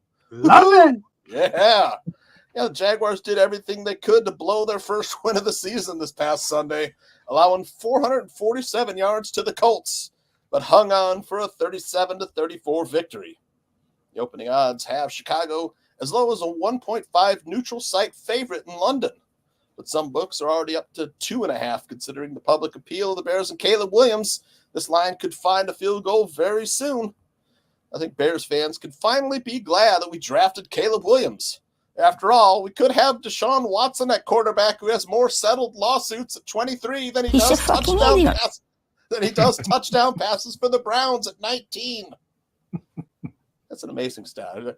That really is. Got 23 settled lawsuits and only 19 touchdown passes for the Browns. It's quite a count. Yeah.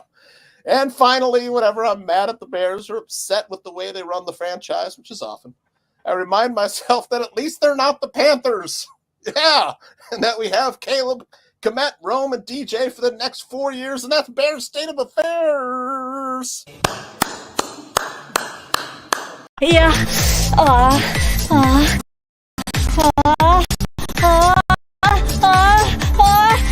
Yeah, baby.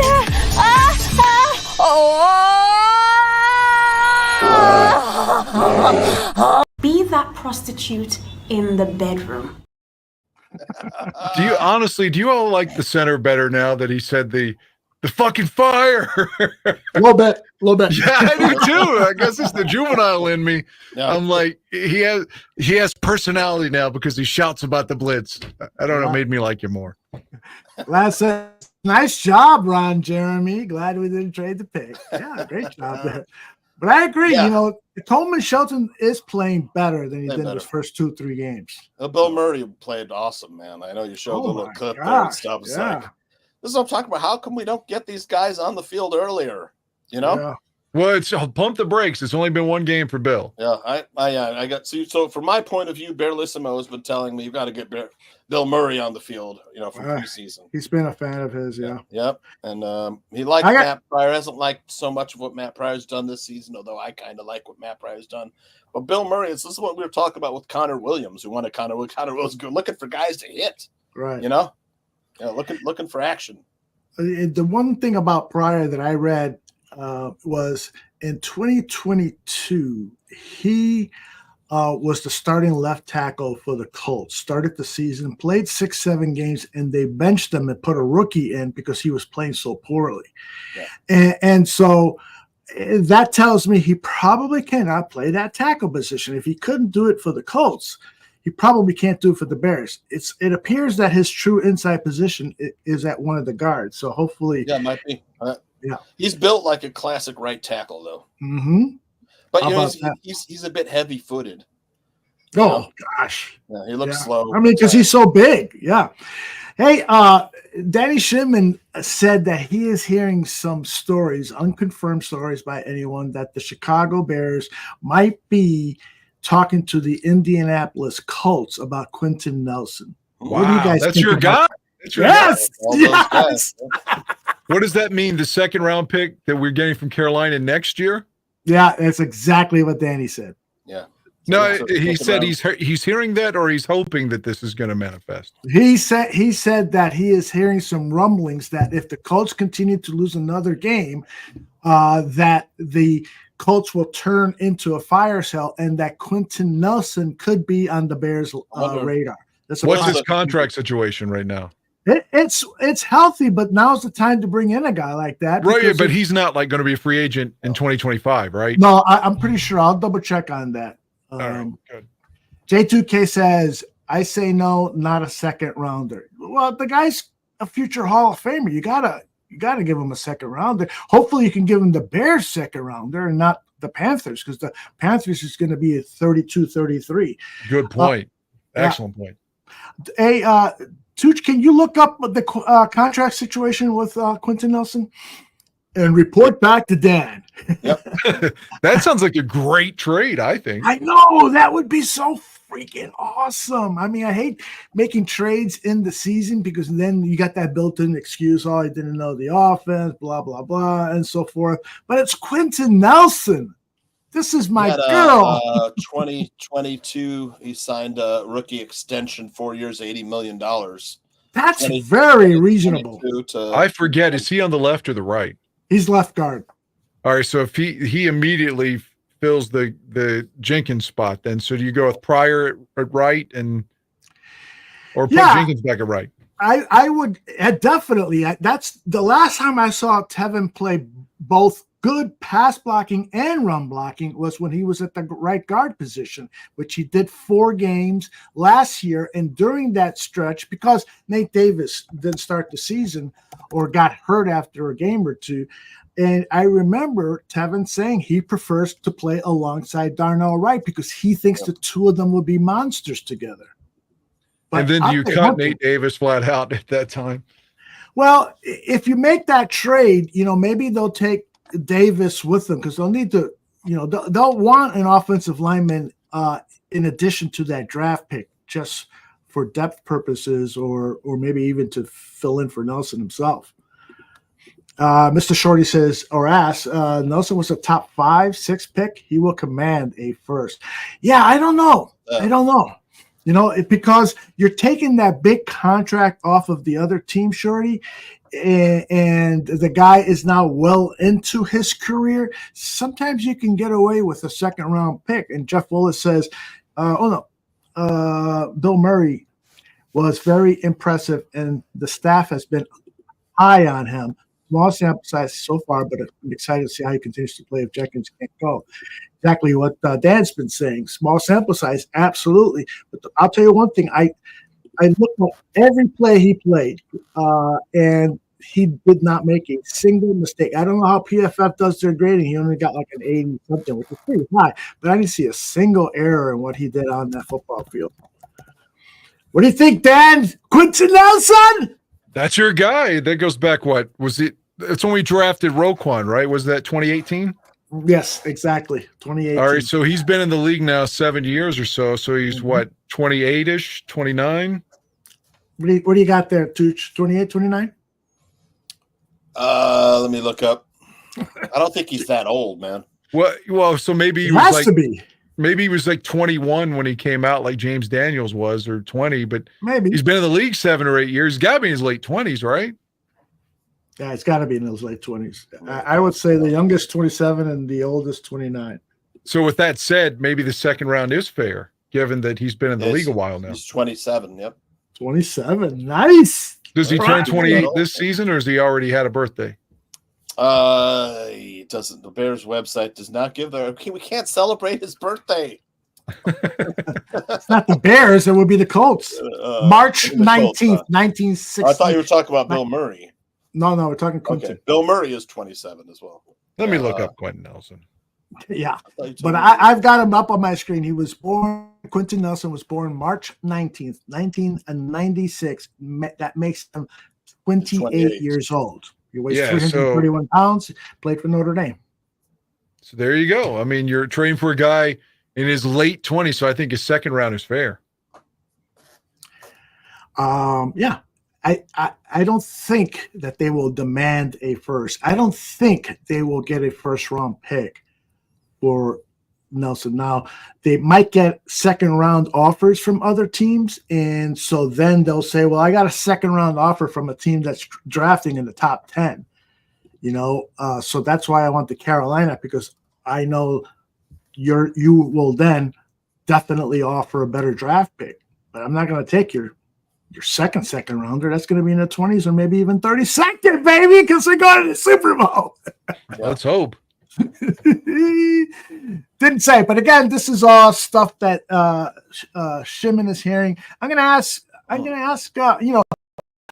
The thing is Greg Gabriel is very good friends with the GM over at the Colts, but I don't think he would ask him that question. He might call him up and then see if they would offer that advice, but I don't think we'll get word.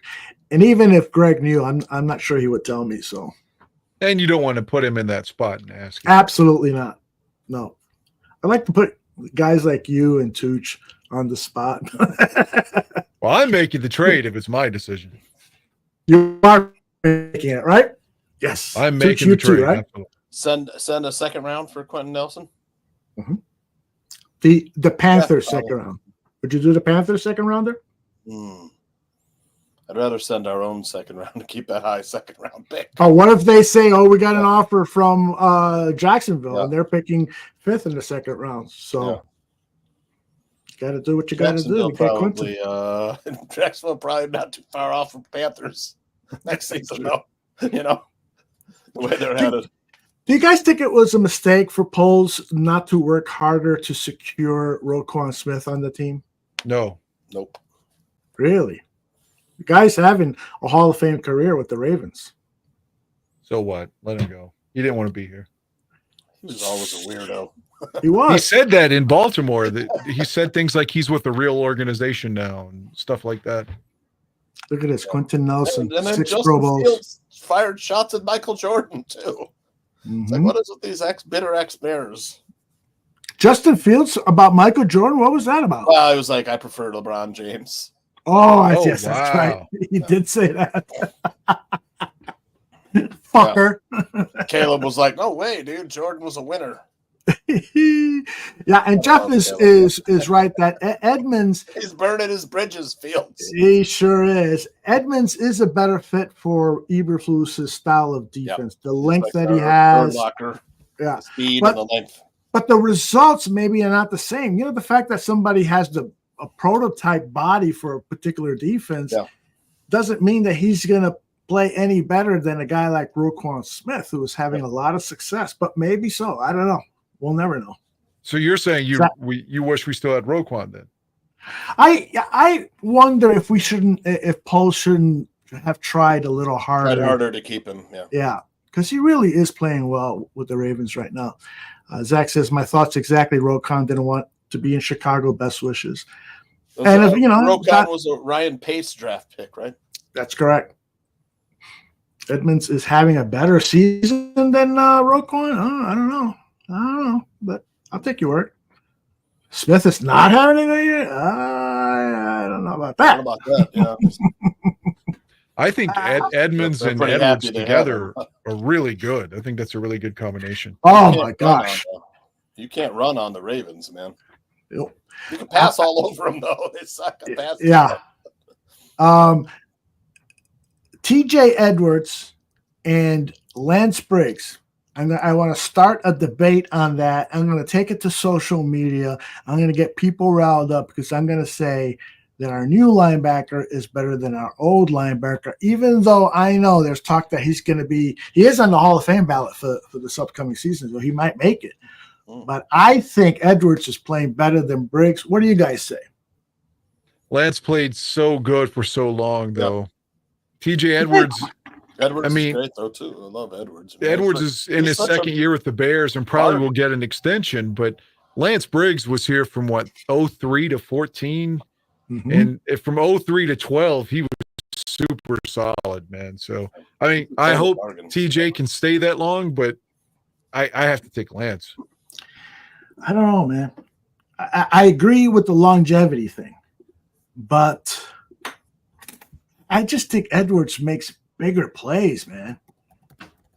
You know, he is so good against the pass. To me, Briggs would disappear for a while. Maybe it was just me. You know, that's why I said to me. 3 year, $19.5 million on Edwards. Yeah, so he's got one more year. He's got one more year here. Jeff says, I think he's better with that defense than he would have been with the Bears, referring to Roquan, of course. But had they kept them, I think you can make the argument that Edmonds-Edwards combo is better than Roquan would be in this defense. Interesting. Yeah, I guess you can definitely make that argument. I'm not sure which side of the argument I would go. I'm just super excited. I like the fact that we got Edmonds. I loved him when he came out of college. I remember Shane pointing him out to me and said, take a look at this kid. And I was so impressed with his length and his ability to go from sideline to sideline. Outstanding stuff. And then Edwards, I didn't know much about, but he got to Chicago, learned that he was from Chicago, and he's playing. Big Bears fan as a kid. Yeah, love him. I like this team. I like this team a lot. I like There's the a lot of personality. likable guys. It didn't really come off that way in Hard Knocks, but man, Yeah, it's so homogenized at Hard Knocks. You know what? I'm looking back at Hard Knocks now. My memories, everything. Yeah, they really do. And for them to start, first of all, I would have told Matt Eberflus to HBO, fuck you, you're not bringing cameras into my house. How would you like to get off to the start that the Bears did, 1-3, and then what you remember from Hard Knocks is that fucking beautiful home. House. That's right. We're paying this guy that much money, and he's got a house on the lake with a great view, and it looks like a country club. I was like, you got a lot of characters on this team. From Caleb Williams, you got the punt god. There you go. That's him. And you got Bill Murray. And Eberflus, the beekeeper. Yep. Beekeeper, right. You got the honey bun. Remember Caleb franchise, right? That's right. And we know long. Do you guys think maybe we? I'm sorry to cut you all off. Do you think we have not been playing Herbert at all? He's a free agent at the end of the year. Do you think we'll look to move Khalil and maybe put Valus as the third back because they love Valus? Well, I think, when the trade deadline comes, which is November, the first weekend in November, I think that there are going to be calls for Khalil because there are some teams that are a little concerned about their running attack heading into that playoff stretch. So he could be available. Who else do you think Tooch might be available via trade, and Dan? From the Bears? Yeah, from the Bears, besides Khalil Herbert. Maybe Tyler Scott if someone needs a third wide receiver. Because he hasn't been on the field at all. Yeah. Or Valus. Valus, if they want speed. Yeah, Valus would be the. Valus would be an option. If indeed the Bears were offered a 4th-round pick in that Hard Knocks episode, or it was just that the Bears were asking for a 4th-round pick, they ain't getting a 4th rounder. They ain't getting a 5th rounder. They ain't getting a 6th rounder. He'll be unloaded for a 7th rounder if we're lucky. Exactly. But I still think there's a hope that there's a chance he could come in and do some nice things for us. Yeah. Hopefully Fields keeps playing in Pittsburgh and sweetens our draft pick for him.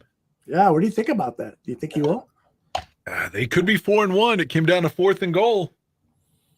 Yeah, I think if the one Bears, play from 4-1. If the Bears were, considering trading and they have some safety depth. I know that Brisker is going to be out. Is going to miss this game. It was announced today. Elijah Hicks will take his place. Mm-hmm. But if and playing having a hell of a season, Brisker. He was everywhere in the past 2 games. He was everywhere. Yep.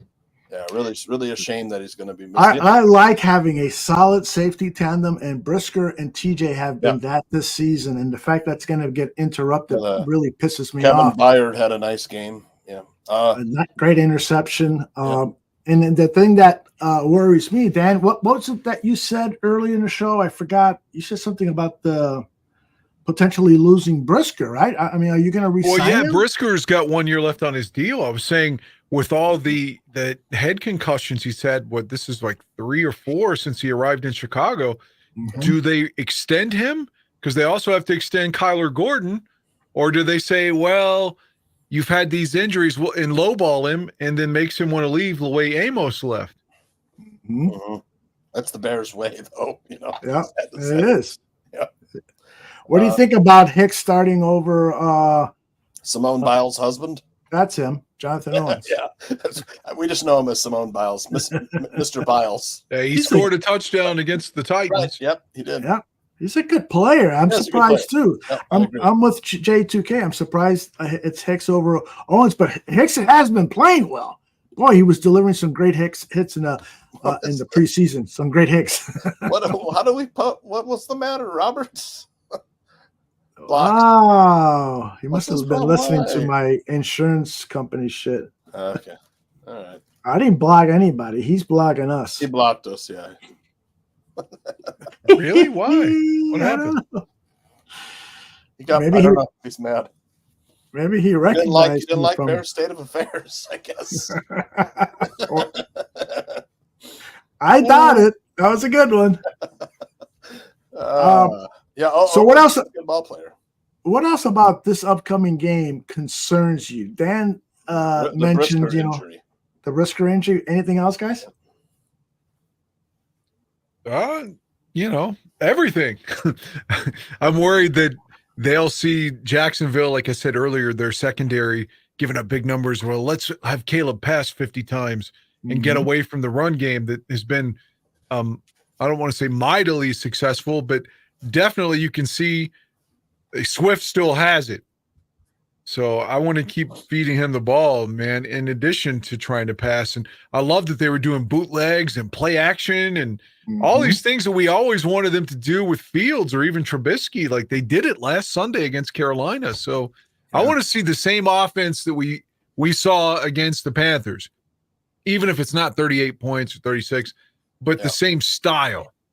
Yep. And I'm worried that they'll change and go back to the shit that wasn't working the first 3 weeks.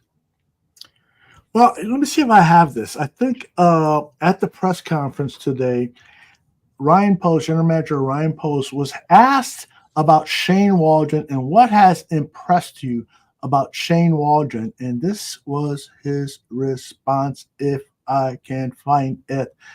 Pose on Caleb. Maybe I didn't load it. But basically, he said what I like is that he has. Oh, here it is. Yeah, his openness. Again, we all, from scouting to coaching, we all have these, philosophies that we have. But at the end of the day, it's about the players and putting them in a position to be successful. So just identifying where Caleb's at in his process. Do we need to slow it up? Do we need to speed it down? Do we need to make decisions like getting in a no huddle and a tempo situation so he can get into a rhythm, changing the cadence up, different things like that. So his ability to adapt on the fly has been impressive as we've gone.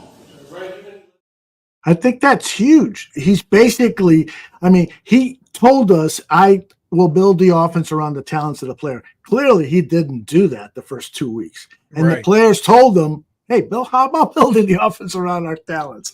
And now he's done that. He swallowed his pride, something Luke Getsy never did, and the offense is playing better. Or Matt Nagy. Very good point. That motherfucker. But the Bears, though, man, like you remember last year, they had suddenly won a bunch of games after the Sweat trade, and then they revere back to what they were doing as soon as they play the Packers, though, at the end of the season. So the Bears are very capable of saying, they won't see this coming. Let's play the same offense we did against the Colts. So I want to, like Laz says there, the offensive line, okay, they seem to have improved with the running game improving. So let's keep running, to use a cliche, downhill. Downhill, baby. They have played better. They really have. The Panthers are, one of the worst teams in the league. I know I shouldn't be saying that, but they're really banged up on defense. So, their offensive line should have played better. And the Jaguars have a defense that's probably just as bad as the Panthers. Yeah, they don't have injuries to their starters as much as the Panthers do. But statistically, they're just as bad.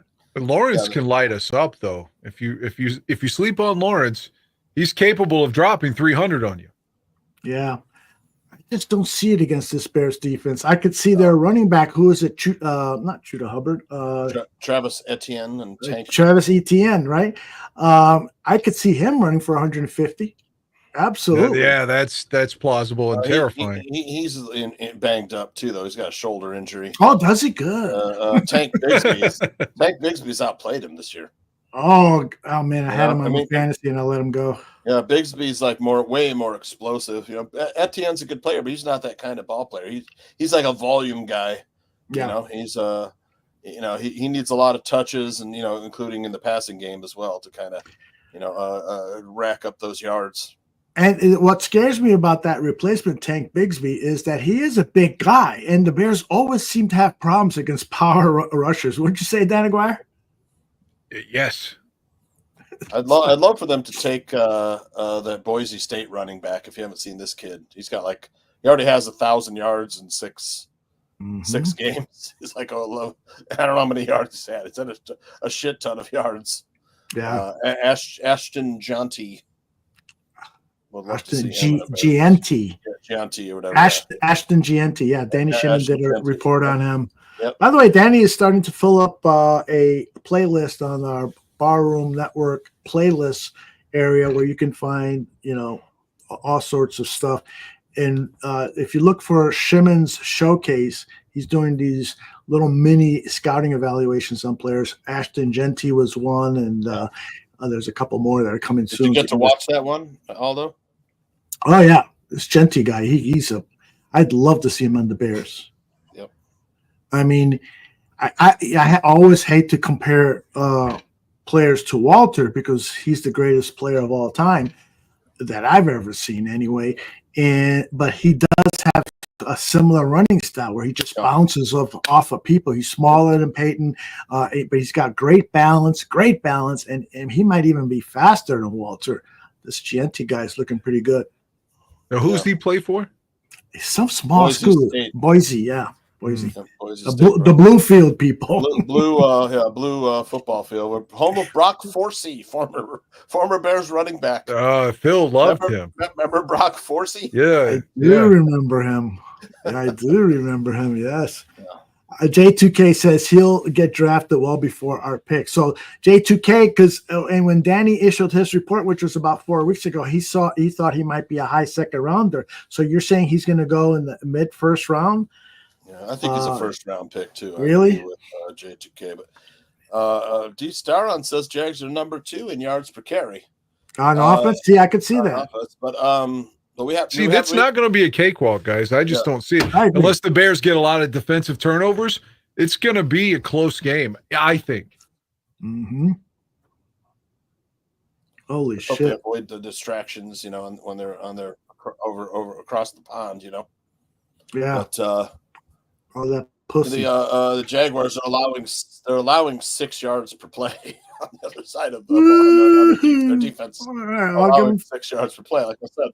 I'll give them 5. We take 6. Third, 31st overall in EPA per play allowed. So, wow. So you're right, Dan. It's not going to be a cakewalk, but I do think that when the game is over, it will be like a 10-point victory.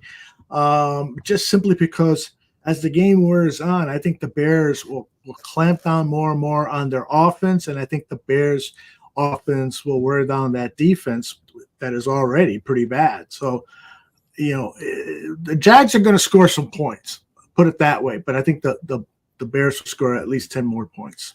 Is this stadium over there? Is it indoors? Is it open? Is it a dome? It's like the Cowboys had that open. It's just like that. The old Cowboys thing. Yeah. I had some. It's a fairly new stadium. I think it's like less than a year old, if not. Because I know it rains a lot in England. Is what I was trying to get at. Yeah. What is the weather forecast for Sunday? It's supposed to be really beautiful. I think 60-ish Fahrenheit.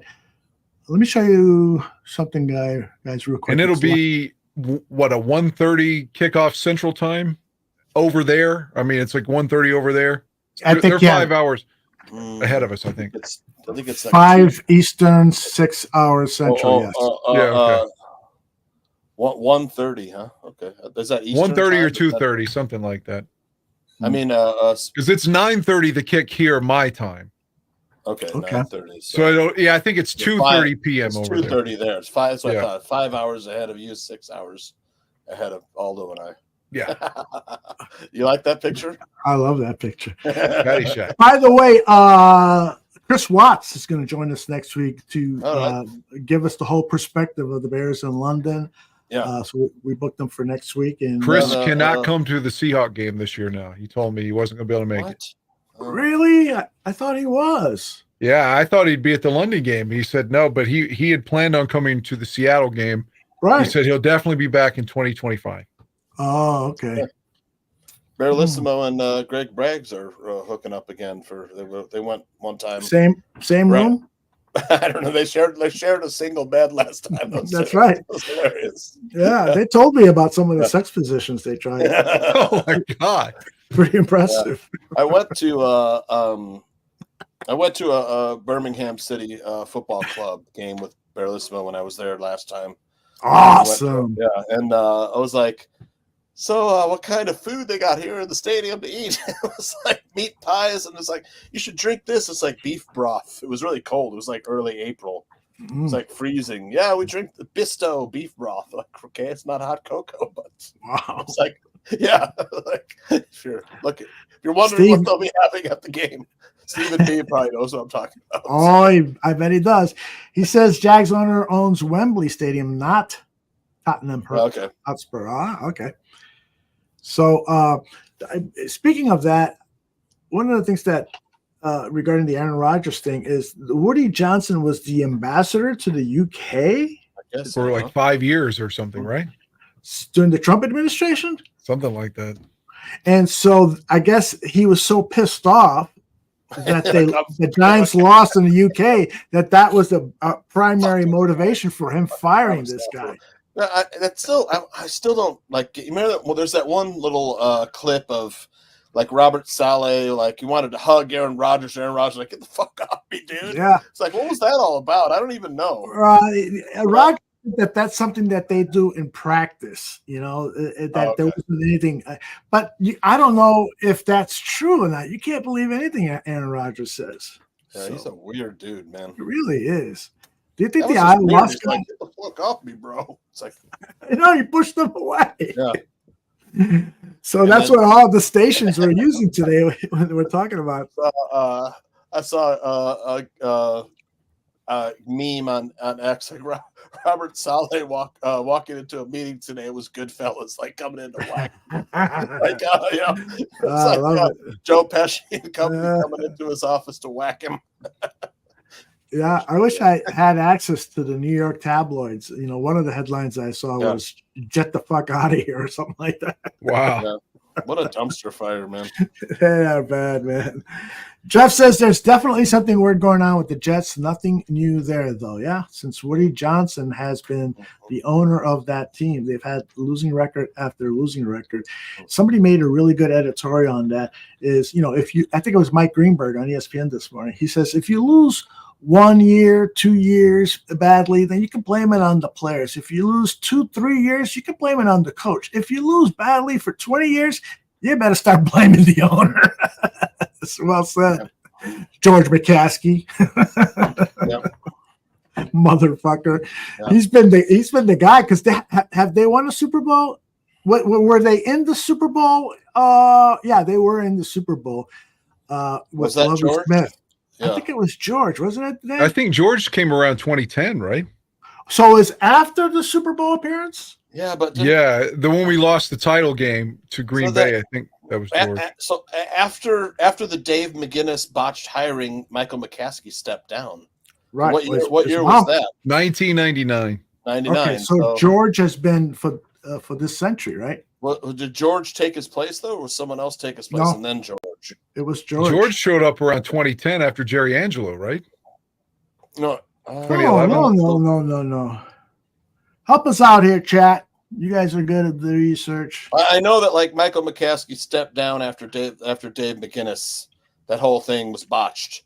The chairman of the board was Michael McCaskey, right? So he was replaced by his brother. She fired the older brother and put in the younger brother, is how I remember it. She replaced Michael as chairman of the board and CEO with, not CEO, but chairman of the board. She replaced Michael McCaskey with George.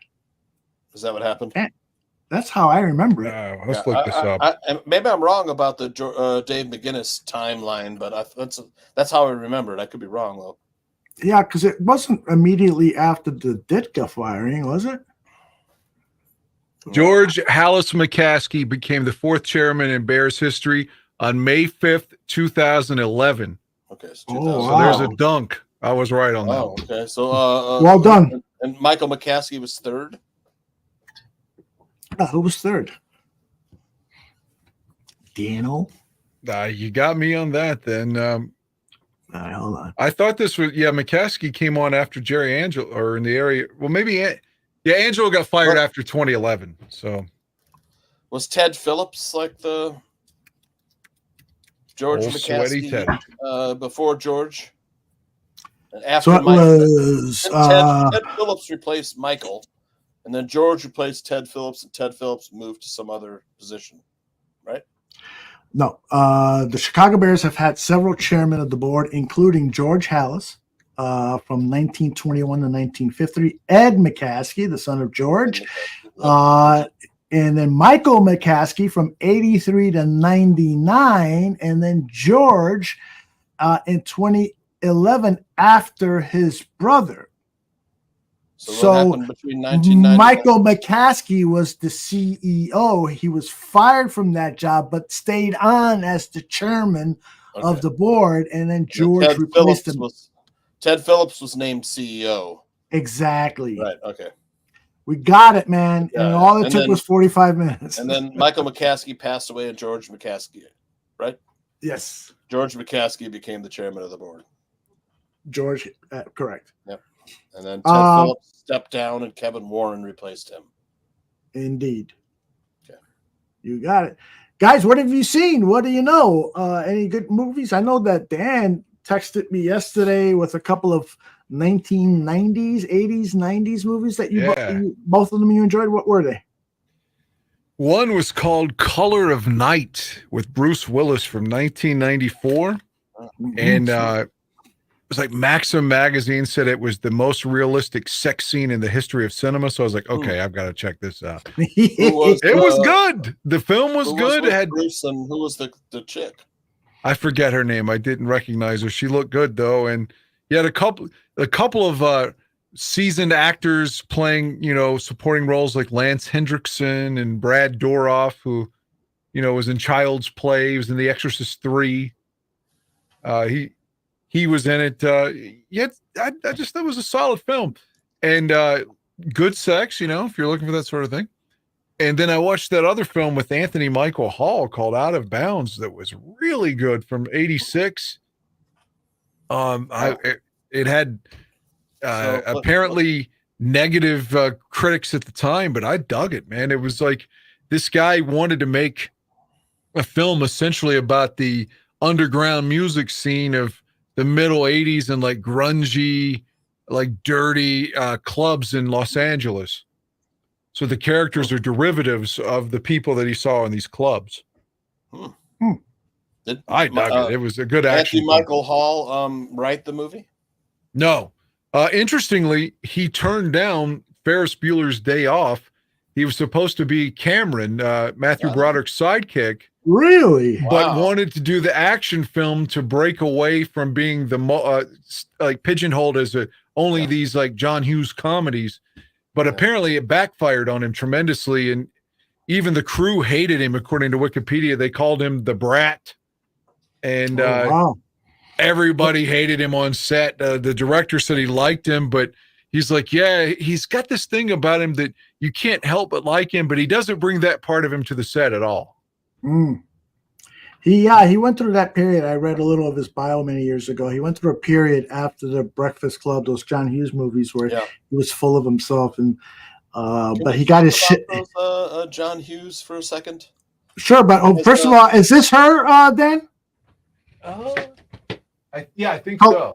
Color of Night, 1994, Jane March. That's her. Yeah, she looked good in it, and didn't show any bush but tits the whole movie. The whole movie. Wow, Jesus! I have no problem with that. All right, you want to talk about John Hughes? It's like the generations who don't know John Hughes. I feel kind of sorry for Aldo, just because I think he's more important to the filmmaker than he's given credit for, just for capturing the essence of growing up in America during a certain time period.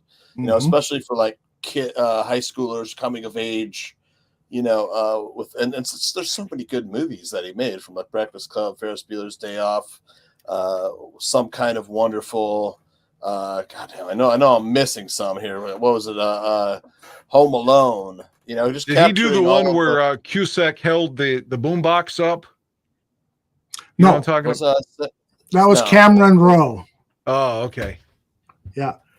No, I actually, Tooch, I did a half-hour special on John Hughes when I worked at Channel 2, and he was in town shooting Ferris Bueller's Day Off, and so the angle I took in order to sell it to my executive producer because he was looking for public affairs programming. The angle I took is this guy is really resonating with teenagers and the problems that teenagers are going with high school pressures and so forth. Yeah. So he would be a perfect person to talk to about. And he goes, all right, do this thing. And so the first day we show up and Hughes is wearing the headset. He's directing that scene where the cab pulls up with Ferris Bueller and the girl and his principal or whoever is in the cab. That he was directing that scene. And so there was a break in the action. They said, you can interview him in your trailer, but you only got 5 minutes. 45 minutes later, he said, okay, I need to get back. So it was a great fucking interview. He was fantastic. He's somewhat of a recluse after he retired, though, right? Well, he died. He died. Yeah. He's dead. Well, was he reclusive during life, though, right? Yeah, I don't think so. He had, he wasn't reclusive. He had a wife and kids, and he was a real big family man, is what he was. So, but he was a fascinating guy. It's fascinating to me that if you're 40 or younger, you don't know who the hell he is, basically, I can see what you're saying, yeah, because he was the filmmaker of the time, no doubt. Yeah. Yeah, and for me, he's made so many great movies that shaped a lot of my formative years. Mm-hmm. But sorry, that's all I got to say about him. But I mean, very underrated director. I gotta find that documentary. I'll post it up on YouTube. It'll be terrible looking video, but I got one more thing to tell you. I said this in text, but I had never watched Speed 2 Cruise Control until the last few days. Jason Patrick. Oh God, yeah, it is Jason Patrick. He is terrible in it. I mean, all I can say is Speed 1 was fine. It was okay. I avoided Speed 2 for 30 years. Speed 2 was one of the worst films I've ever seen. It was awful. I mean, it was terrible. I have never seen that one, but the first one was pretty damn good. I watched part 2 simply because Willem Dafoe was the bad guy, and I like Willem Dafoe a lot. Mm-hmm. And Sandra Bullock, she's fine too, Yeah, absolutely. And I wanted to see how they wrote Keanu. One was Dennis Hopper. Dennis Hopper, yeah. So, I wanted to see how they wrote. Rider. I had to see how they wrote Keanu out of it, where he didn't do it. Right. Well, how did they do that? She said that she was tired of dating a guy who had a dangerous job. She was worried about always him getting hurt. Yeah, and then it turned out Jason Patrick was an officer too and just was lying to her. It was just terrible writing, and Jason Patrick was not good in it at all. Who was the bad guy in 2? Willem Dafoe. Oh, okay, that's right. Who I do like a lot. I like Willem Dafoe. Yeah. He was a great villain in To Live and Die in L.A. Another absolutely. Chicago film. I may have told you this already, Tooch. In that film, I've got the Blu-ray where they have all these bonus features. Mm-hmm. Great movie. And the guy, come on, help me out. He directed The Exorcist. Friedkin. William Friedkin had Willem Dafoe and the girl he's with in the movie fucking in real life. They lived together for like 2 months before the shoot started because he said, you've got to have good chemistry. You have to be a real couple. So I guess Willem took it for the team and was fucking that actress with his giant cock. That's what you call method acting, right? Yeah. Jesus Christ. Tooch, you seen anything you want to share with Dan before he gets out of here? Yeah, we got one 15 thing. minutes. And then one thing. Max or HBO Max, whatever it is, has got just came out remake of Salem's Lot, and the original Salem's Lot made for it's really good, man. The original was like made for TV with David Soul. I forget Toby Hooper directed it. Was Toby? It scared the shit out of me when I was a little kid, man. I think I was 11, man. 10 years old. I was 10 years old when the original came out, whatever, on made for TV. It was scary as hell, man. But this one's good. It's scary too, man. It's very well done. Came out like 6 days ago. It's on Max. And they're like, I haven't been watching a lot of movies because recently I've been watching like these reaction videos for people who've never heard songs like Stairway to Heaven. It's like watching these young kids. That's exactly what I'm talking about with the John Hughes movies. I'll watch one say where a guy had never heard of the band Chicago. It's like, Terry, he's like, wow, horns, these are awesome horns. He was listening to 25 or 624, which is a great song. You know, Terry Kath on guitar, the horn section, but you know, and he's like, this is great. This band is awesome. You know, it's like, yeah, you know, you should have been there in the 70s. Yeah, well, you know, they couldn't help it. No, I know. But I know exactly what you're saying. Fascinating to me, though, you know? Yeah. Like, wow. There are things that I enjoy in life and I'm really devoted to. And I say, I don't understand why people don't understand why music is so cool. This movie is so awesome. Or this person is so cool. Yeah. Absolutely. It's funny because Stairway to Heaven was playing just the other day. And I'm listening to it and I'm thinking, man, they don't fucking make music like this. Young people now, I'm not even sure they would appreciate it. Maybe not. Maybe they. So I don't know. Rarely is there some good tunage, you know, these days. Aguire, anything else besides those 2 movies you talked about? I finished the Menendez brothers on Netflix. I thought the last episode was kind of lame how they ended the show. I agree. Just the ending was poor. Like if I were doing it, again, not to sound like I'm a director, I know better, but in reality, the 2 brothers that were separated in jail for like 25 years and they're at the same jail again now, I would have shown a photo of them embracing or hugging in reality, because that photo's out there when they hadn't seen each other in almost 30 years. That's the way I would have shown that, because they show how the 2 buses are going, different directions. And then they kind of just go into a scene on the boat again that somewhat implies that they made up everything about the abuse, and then it kind of just went on. I just thought the ending it felt out of place, the scene, like the editing. Did you feel that way too then? Yeah, I did. I definitely felt that way. And, they tried to go for some ambivalence, as if to say, we don't know everything, but here's another theory kind of thing.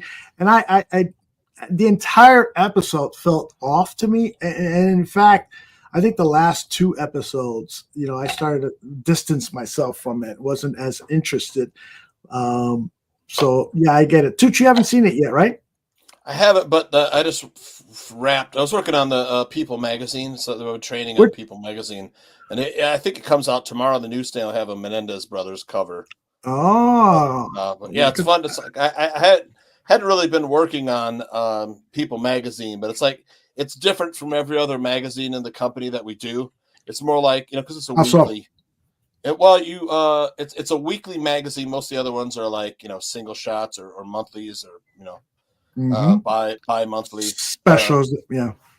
Meredith specials and stuff you see at the grocery store. But People's a weekly, and it's like you go in, I've got to sit in on these meetings, or whoever's working on the magazine sits in, and it's like, all right, go for the story scoop. What's what are we doing on? It's like there's one lady who runs everything. She's like an old school newsroom type lady. She'll be like, what are we doing with Menendez brothers? Okay, great. And then move on. What's about Toby Keith and this new? What about Diddy? And stuff that goes around. What do we got on that? Where are we at this? And then these young writers and designers and whatever photo directors, they're like, we're here. They're like they're like young kids, like the talking to the queen. Going around a room, man. It's great. I know I don't say anything. We're just supposed to observe, because I only need to know certain information. I don't need to know all this other crap and stuff. I need to know, we're changing the pages around. This story's going to go here. We're moving the stories around and stuff. That's all I need to know. And then I'm out of there before the meeting ends. But it's fascinating. It's like a newsroom, Aldo, like what you worked at. Oh yeah. It's fascinating. I watched another. Go ahead. Sorry. I was just going to say, I don't miss those days at all. Yeah. Go ahead, Dan. I watched a movie that was fictional, but based on reality, with Nick Nolte and Gene Hackman and Ed Harris, about how the Sandinistas came to power in Nicaragua, called Under Fire from 1983. I know the title. I remember the poster, Nick Nolte running towards the camera with the camera, but I never saw the movie. It wasn't bad. It was okay.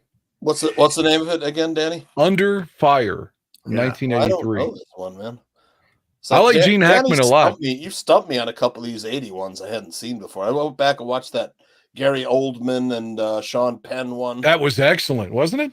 Yeah. And then I'd never seen that one. I hadn't either. I hadn't seen that until like this year. Are you guys watching Penguin on Max? Not yet. I'm going to do a binge on it because we're like, what, 3-4 episodes into it? Only 3 episodes. Yeah, it's good, Okay. man. Yeah, really should. And Shorty asks, "No one will save What is you." this? No one will save you. I don't I think know that's that. on Netflix. What is it? I haven't seen it, I so don't either. Steve Me says that it's a cool little alien movie. Alien movie, huh? Okay. Yeah, I've heard of it, but yeah, I haven't seen. It is on Netflix. Shorty, tell us more, or Steve, tell us more about it. Always looking for good stuff, but it's like Tooch and I were talking last week, Dan, after you left, that it's just getting harder and harder to see some of this stuff because time, especially during the football season. Yeah. Did you see that Salem's Lot TV movie in the 70s with David Soul? I thought it was awful. Wow. I remember because I was 10 years old and it scared the crap out of me. I always wanted to watch it because going back probably isn't as good and hasn't aged well. Well, I saw it a lot when I was a kid because again, my birthday's Halloween. So it was on all the time on Halloween when I was like 8, 9, 10, and I would watch it and think, God, this isn't any good.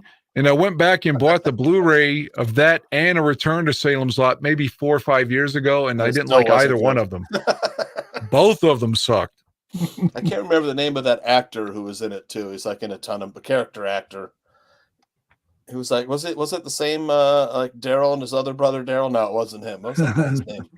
I have to go back. I know you're thinking of character actor. He's like, I know you never know his name, but he's like, and he was in all the movies. Wasn't he in Blade Runner? I think so. Yeah, he was. I never watched that. The creator. You've never watched Blade Runner, Dan? Never seen it. Order it up tonight, brother. Runner? Holy shit. I got to go to work tonight and work on high school football and do the 911 thing simultaneously. Do you start working the high school football tonight? I've already started. I started Saturday, and then Monday, Saturday night and Tuesday night I worked on it. And the broadcast is Friday, so I got to keep going. So I probably put 12 hours of prep into it before I turn the mic on Friday. And so that's learning about the teams because you're not recording it and the games haven't happened yet. It's statistics. Work? It's like, like Lebanon hasn't beaten Graham since October of 1988. Okay. Like things like that. I have to know all that, I mean, right. That's what do you pre-record anything like doing? No, I have notes. I have just a cavalcade of notes. Very cool. How many different schools? Yeah. Like this week we're covering Jeffrey Lewis. 12 games this week, so it's 24 teams. Mm-hmm. Wow. So we're covering 12 games. And you still got a new guy working with you on that, right? Yeah, but he's 5 years older than me and did radio, for 20 years. He's a seasoned vet. It's our first year working together, but we have a very good friendship, and so it's seamless. Awesome. Well, go out there and save some lives, do some great radio, and we'll see you right here next week, brother. So what do you think, guys, before I go? 4-2 going into the bye? Fucking A. 100%. Bet on it. Yep. Bet on it, Dan. I know you don't bet. I don't bet. If I bet, I would be bankrupt because of the Bears. Tooch will cover your bet. So go ahead, bet 10 grand on the Bears. I can't do it, but I will be watching live. He says 5 units on the Bears. Who said 5 units? Anthony. Look at that. Loves the Bears this week. Bet on it, Dan. Can you imagine, Dan, winning $100,000? No. I wish. If you had the choice, the Bears win the Super Bowl this year, or you win $100,000 on a bet on the Bears, which would you take? The Bears Super Bowl. Really? Yes. Jesus Christ. I might too, yeah. Give me the money, man. Well, it's because you were an adult during 85. I was 5. Absolutely. You're happy the rest of you. If you go tonight, which God forbid, I don't want that to happen. But if you die tonight, you'd be like, all right, I had my Bears Super Bowl. I'm okay. That'll be my last thought before I lose consciousness. Thank you, God.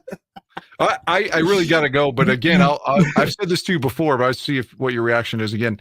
If this were January of 86 and they said, guys, You're going to win the Super Bowl tomorrow, but you're never going to win again, and New England's going to become a dynasty and win like 10. Or you can lose tomorrow, and in 25 years, you'll be the Patriots and win a bunch. Which one are you taking? The latter. Yep. Absolutely. I would have taken the 85 team to win it. Really? Wouldn't you be heartbroken if Walter didn't even get a ring? Yeah, but yeah, that is true. But I like multiple championships. But still, most people, unless you're a Dolphins person, view the 85 team as arguably the best team of all time. Yeah. So you got that. That's true. But gentlemen, I got to go. Let's get to All right, 4-2. And care, you all be well now. 4-2. They're down. Everybody be safe from the storm too, man. I wish everybody well. Well said, brother. Take care. Thank you. All right. That is Dan Aguire off to save some lives. And This guy, do you know this guy? yeah, that's the guy you were talking about, right? Yeah, Jeffrey Lewis. Of course, his name is so common. It's like you can't help but forget it. Yeah. Yeah, it's a very common name. It's not like Aldo. Yeah, but I've seen him in probably 36 movies that I could probably think of, and he's probably been in. He was in tons of movies. Well, yeah, westerns, a lot of westerns. Mm-hmm. We should do. I'd love to do just a movie show on the Bar Room, and then one episode just dedicated to great character actors that you've seen in millions of movies, but you don't know that the guy's name is Jeffrey Lewis or Jeffrey Jones or whatever.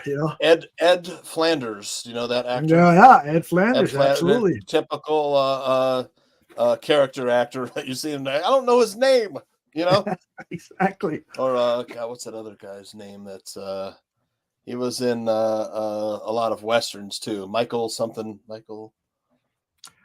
Ironside? What was his name? No. There's a guy named Michael Ironside who's a great character actor. Oh yeah, he was excellent, man.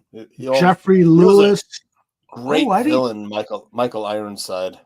Did you know this, Tooch? Steve B says Jeffrey Lewis is Juliet's dad in a Scientology. Oh wow, nice. I did not know that. Yeah, Joffrey Lewis, Geoffrey. But that makes sense though. Wow. They kind of look, similar. She looks like her dad, a little bit. I could see that. Michael Jeter. Jeter, not the baseball player. No, Derek Jeter.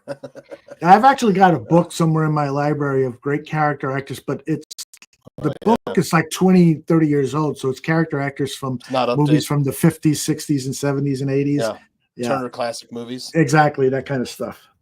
I'm enjoying the Salem's Lot. I'm in the middle of it right now with my wife. So that again is the 1990 TV series that you're watching, the David Saul one. No, that was what year? That was like 78 too. I think that was 77. Okay. This one just came out on Max. It's brand new. October 3rd. Came out 6 days ago. Look, Zach reminds us is that Scan is a classic. Daryl Revock. Yes. Daryl Revock. Excellent. Yeah. What about the guy? I saw like the last 10 minutes of Total Recall. The guy who was the president of the company. Wasn't Michael Ironside in Total Recall too? He was. Yeah, That's right. He was the one who was chasing Arnold, right? Yes, exactly. Great performance. But the guy who played the CEO, he was also the CEO in RoboCop. Who gets shot at the end. I gotta, because this guy's too fucking good not to get mentioned. Yeah. Yeah, the CEO of Christopher Plummer was kind of a half A-list, half character actor too. Mm-hmm. All right, so it was Richter was played by Michael Ironside and Ronnie Cox. Ronnie Cox. I know he was in the Deliverance. Yeah, I knew. Yes. Yeah, it came back to me there. Yeah. Excellent character actor. Yeah. Excellent. The Deliverance. What was Deliverance? That? It was just called Deliverance. Okay, and then Zach says that Jeter was the guy from Green Mile and Waterworld. Yeah. He had the pet mouse. Yeah. Yeah. Jeter. Yep, he had the pet mouse. Yeah. Good stuff, man. That's right. Muck says Clancy Brown in the Penguin. Yeah, Great he's in the character. Penguin. Yep. Yes. Yeah, he's the African American guy, right? No, he played Viking Lofgren in Bad Boys. Oh, okay. You know, with Sean Penn and Isai Morales. Yeah. He was the big guy that blows up in his ear, you know. the boom box blows up in his ear. Yeah, Clancy Brown. Yeah, he's the voice of Mr. Krabs on SpongeBob too. He does a lot of voices on cartoons. Pretty cool. That's a good living, Clancy man. Brown, yep. Well, who is it? The guy from Star Wars, Luke Skywalker. He's made a mint in Mark Hamill. Yeah, he was the voice of the Joker too. He's excellent. Look at that.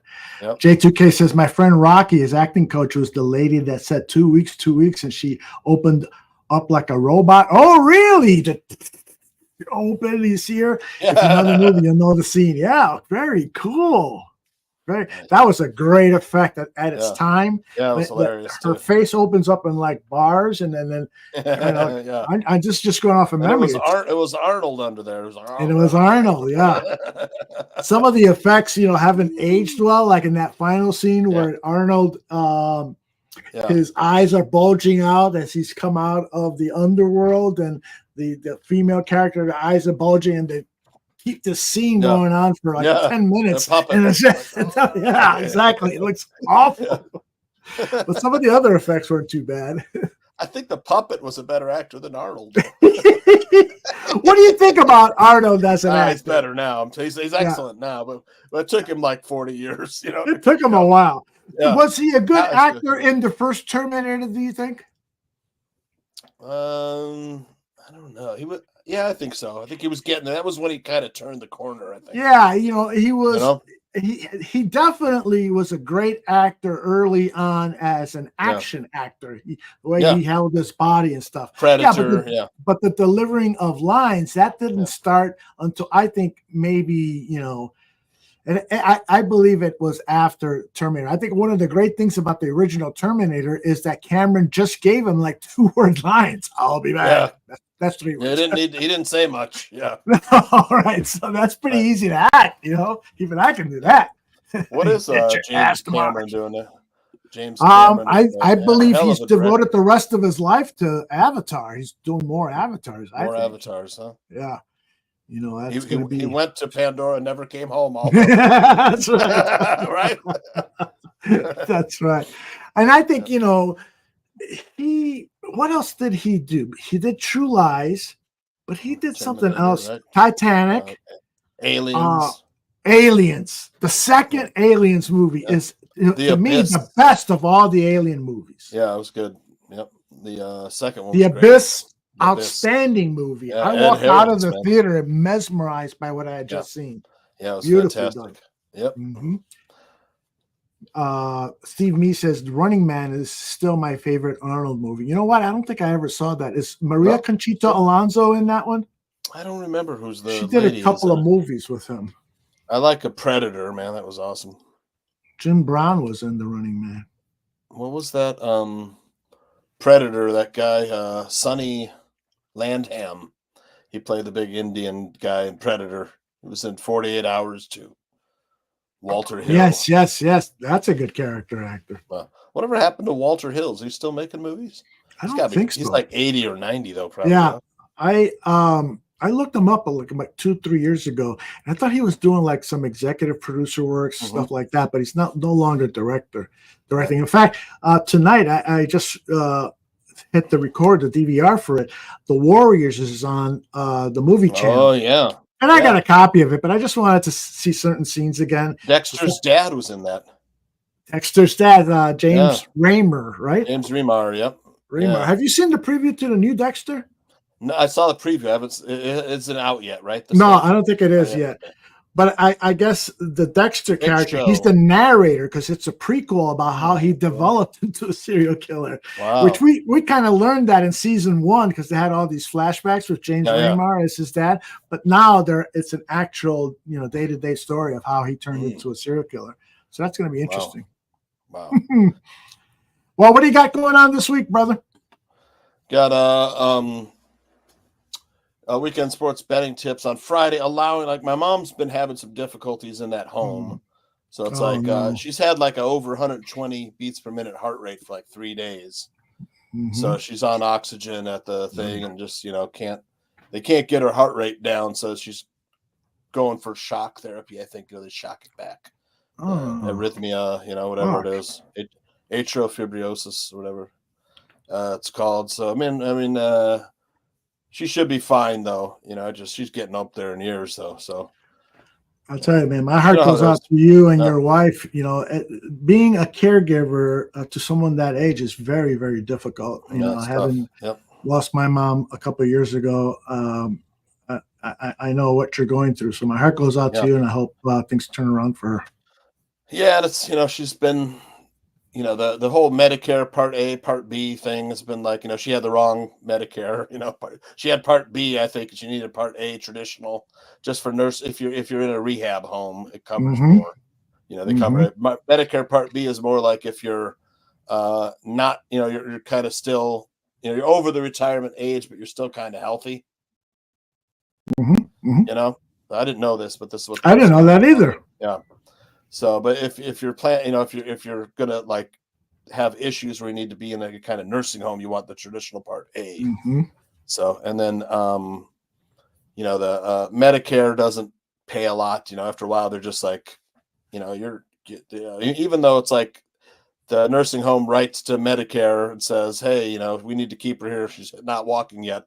They're like, yeah, we don't think so. Get her out of there. We're not paying for anymore. It's like, fuck. People are like, want Medicare for all. It actually kind of sucks, but it's just my experience. But people love it in Hawaii, though. That's right, Steve. My Iowa State. Yeah. Number 16 in the country, the football team this year. Look at that. But it's Iowa lost Saturday, right? Against. Yeah, I mean, I was, this is great. I was at, you got to hear this story. Okay. So, down in Valley Junction, which is like the old part of West Des Moines. Okay. There's a cute little downtown from like 5th Street to 1st Street. First Street, there's an auto zone. I go in there to get parts for my car or whatever, I went in there and bought something. My daughter Alita was with me, and we step out like, God, what is that smell? Fucking smells awesome. It's like burgers, man. It smells. You know how like when you go, like someone's like making burgers or barbecuing meat. Yeah. God damn. I went back in. I go, what the fuck is that smell out there? He's like, oh, that's Sully's pub. So it's not Zach Sullivan's pub. It's a pub. It's called Sully's. So then this past week at Saturday, it was like during the Iowa State game, my wife and I'm a 6-year-old. We dropped off the 8-year-old at a birthday party. Wow, and the 6-year-old wanted to go, and she was all upset. I want to go to the birthday party too, but it's it's not her grade. So we took her with us. We're doing some stuff, doing an errand. We took her with errands and got her some stuff, said she'd be happy and stuff. Like, let's go. Alita and I want to try this pub, but she wasn't with us. But we'll try this pub. Walk in there. You got the game on, Iowa, Ohio State. I'm like, they're known for their wings. We ordered some wings and some other, stuff, and they have, it's very good. $3 Guinness all day, every day. Ooh, so nice. That's not bad, for the the economy we live in, like $3 Guinness every day, all day, every day, $3 Guinness. So, like you have free popcorn and stuff too. So we're, watching the game, and it's, Iowa's like 7-0 at halftime. Man, we're keeping it close with the big boys. Of course, the second half was all downhill from there. But they had this raffle. So, like, the waitress comes around and gives each of us a ticket, all three of us.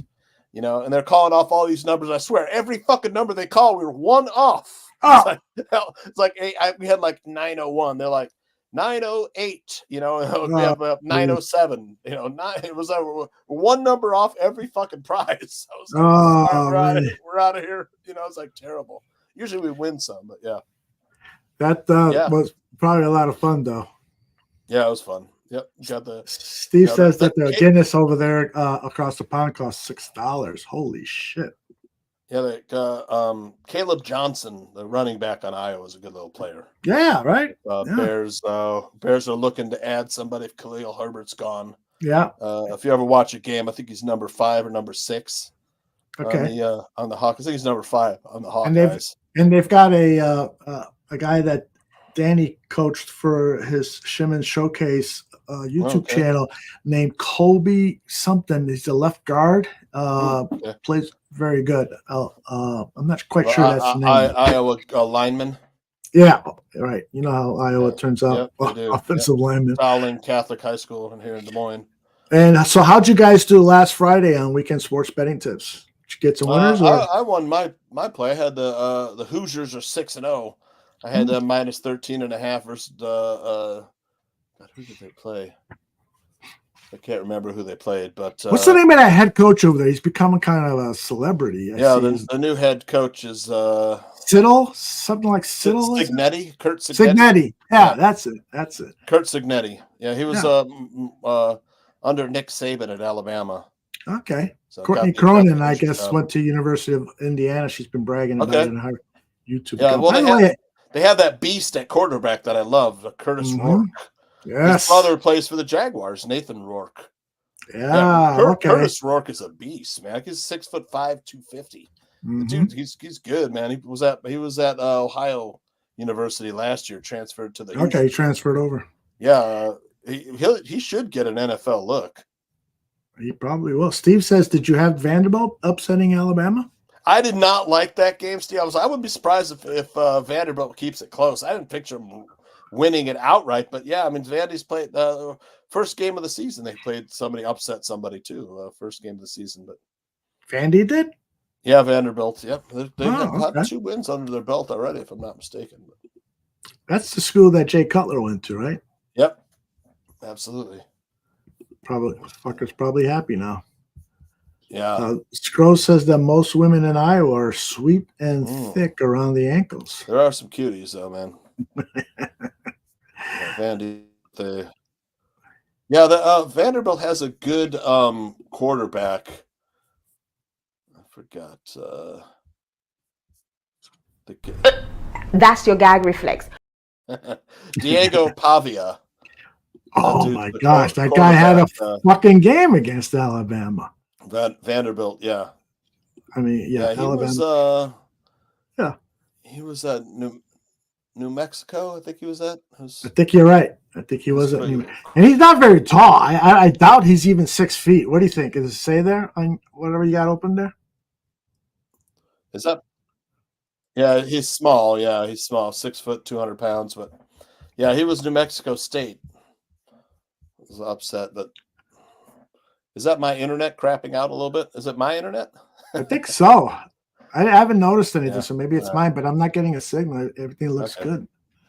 Foster says, Aldo, you got her number. No, I don't have her number. Tooch has her number. Whose number? The weather girl? The one in Iowa who's sweet and thick. Have you heard the story that Foster is now heading into porno?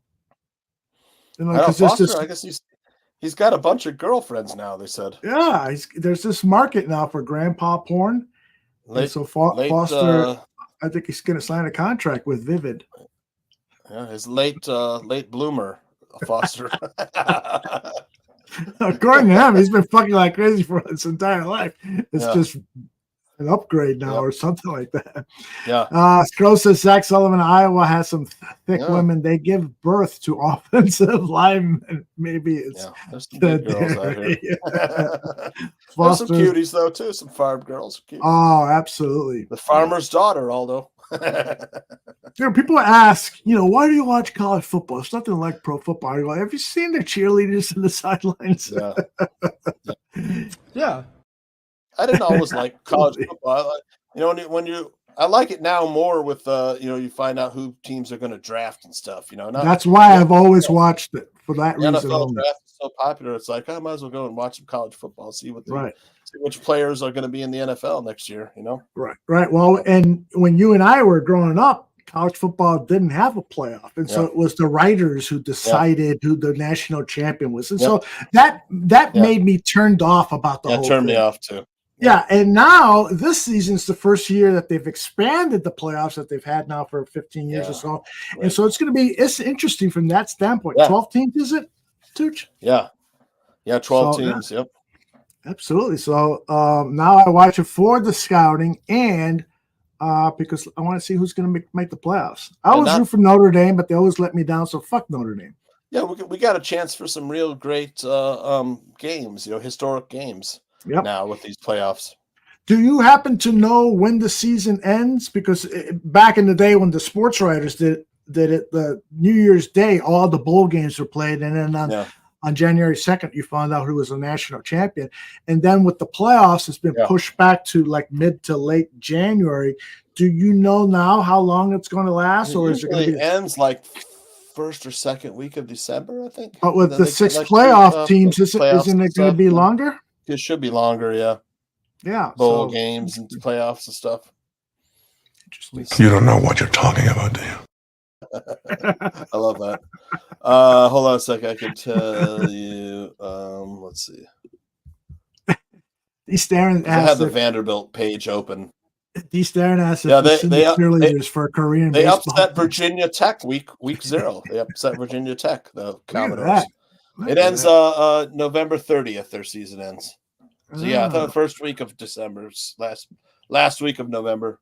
Although it might be one more week because they played week 0, so it might not be. Check and see what Virginia Tech's schedule ends.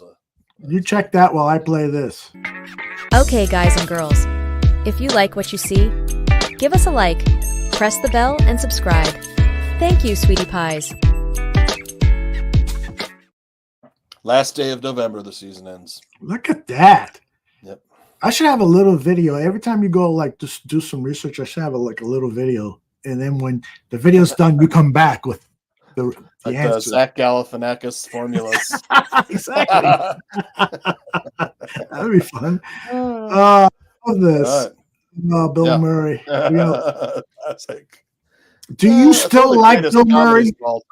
Yes, absolutely. That's one of the greatest comedies of all time, I think. Harold Ramis and Brian Doyle Murray wrote it, I think. Mm-hmm. Yeah. It was like based on some North Shore country club, you know? Did they base it on somewhere in the North Shore, like Evanston or Glenview or somewhere up there, you know? Interesting. Wilmette. Yeah, the Murray brothers are from Wilmette, I think. I think you're right. Yeah. I love the North Shore, man. Wilmette, Winnetka is beautiful up there, man. Yep. Glencoe, you know. We used to go up there, and most of the beaches up there are private. But we'd either figure out a way to get in or find one that Caleb wasn't Williams private. got a nice one up there. Is that right? A little private beach too. Mm-hmm. Yeah. Did you see a picture of his the house he just bought? No, I haven't. Let's see if I can find it, maybe here. Well, while you look for it, I'll have another video. private beach up there.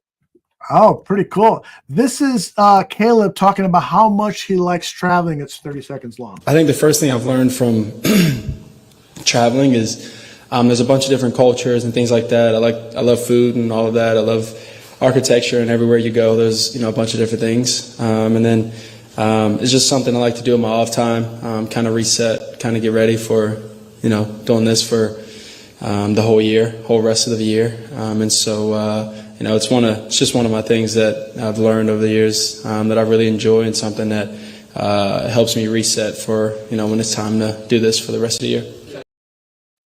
That's pretty cool. Got it. Hold on a second here. Let me load this up. Yeah, so that was Caleb talking about how during the off season he likes to travel, because he was asked, "Have you been to Europe before?" And he said, "Yeah, multiple times." He didn't want to name off all the cities he's been to, because for good reason. He didn't want to sound like a show off. But that was pretty cool. Okay, so that's the home. Wow, look at that beach, man. That's a nice blue water there on Lake Michigan. Holy fuck! Yeah, it's got a private. I wish I could find one. There was a nicer picture. It was taken from the back. Where you got like a nice look at his beach. Let me see if I can. What is that? Is that like a running track? Hold on a second. On that second yard, is that a running track, Tooch? I think that's a driveway. That can't be a. Wow, I think you're right. Yeah. Is that a swimming pool off to the right there on the top picture? Oh. Yeah, I think so. Yep. Yeah. Jesus. This is a little better picture here. I've got here. Hold on a second. What are you looking at? House and Gardens? No, just search for Caleb Williams. See, look at that thing. Holy shit! Yeah, you can see the pool up there. Yeah, there it is. And then look at that. It's got a nice beach, man. It looks like there's sandy, everything down there. Look at that. Nice little beach there. I'm gonna find that. 3.3 mil. He can afford it. I can't. It's nice. I wonder whose house is nicer, his or Eberflus's. Ooh. I think that's good. That'd be a tough one. It's Lake Forest, Illinois, where his house is. So Alice Hall is Lake Forest too. So Mo Lester has joined us. He says he's Foster's stunt double. That is Foster. Mo Lester. Molester. Well done. Oh, man. He's always enjoyed a little Sandy in his pants. You never seen that? There's this one like Internet Hall of Fame on X, that account. It's like one of us, like the guy's name was like James Inghoff, and he was like, my wife and I are supposed to have a baby soon. I was like, if we want to have a guy, if it's a boy, somebody was like, if it's a boy, you should name him Jack Inghoff. It's like, here's our new baby, Jack. Wasn't there a congressman who had that name? Inghoff? He had the name Inghoff, and his first name was like Jim or John, and so Jack Inghoff. Lester and Jack Inghoff would probably get along pretty well, though. I think. It'd be interesting to find out who's going to live in that big ass house. It can't. He's got a girlfriend though. Hasn't been his long time. He's had a girlfriend since high school or something. Yeah, she's a good-looking blonde. Yeah. She was at the draft. That's the last time and the only time I've seen her. I'm sure she'll be moving in soon. Well, she should, man. Yeah. They're probably engaged now, wouldn't you think? Mm-hmm. I would hope. J2K says someone needs to make a Wilma dick fit burner account. I actually had one. I just opened it for a day when I was watching Bears Country Productions, and I went on there as Wilma dick fit and started making some jokes. But I was afraid my wife might see it and say, "What the hell are you doing?" So I changed it back. Nice. Yeah, we got all right, Tooch, let's get out of here. Tips Friday. The Barfly tailgates after the Jacksonville Jaguars game. That's right. Great point. Post game, and then I guess I can't get Joe to change the fantasy football goon time, so I have to miss part of the game. But no, maybe I'll see if Zimmerman could sit in for me. Yeah. Yep. And Saturday, the girls and I are going to a drive-in. Nice. So you found one in Iowa? Robot. Yeah, I found one. It's about an hour from here. Worth the drive. Newton, Worth the Iowa. drive. That'll be their first drive-in experience. Yep. DreamWorks. Awesome. DreamWorks, The Wild Robots, a new movie. It's supposed to be really good. Oh, cool.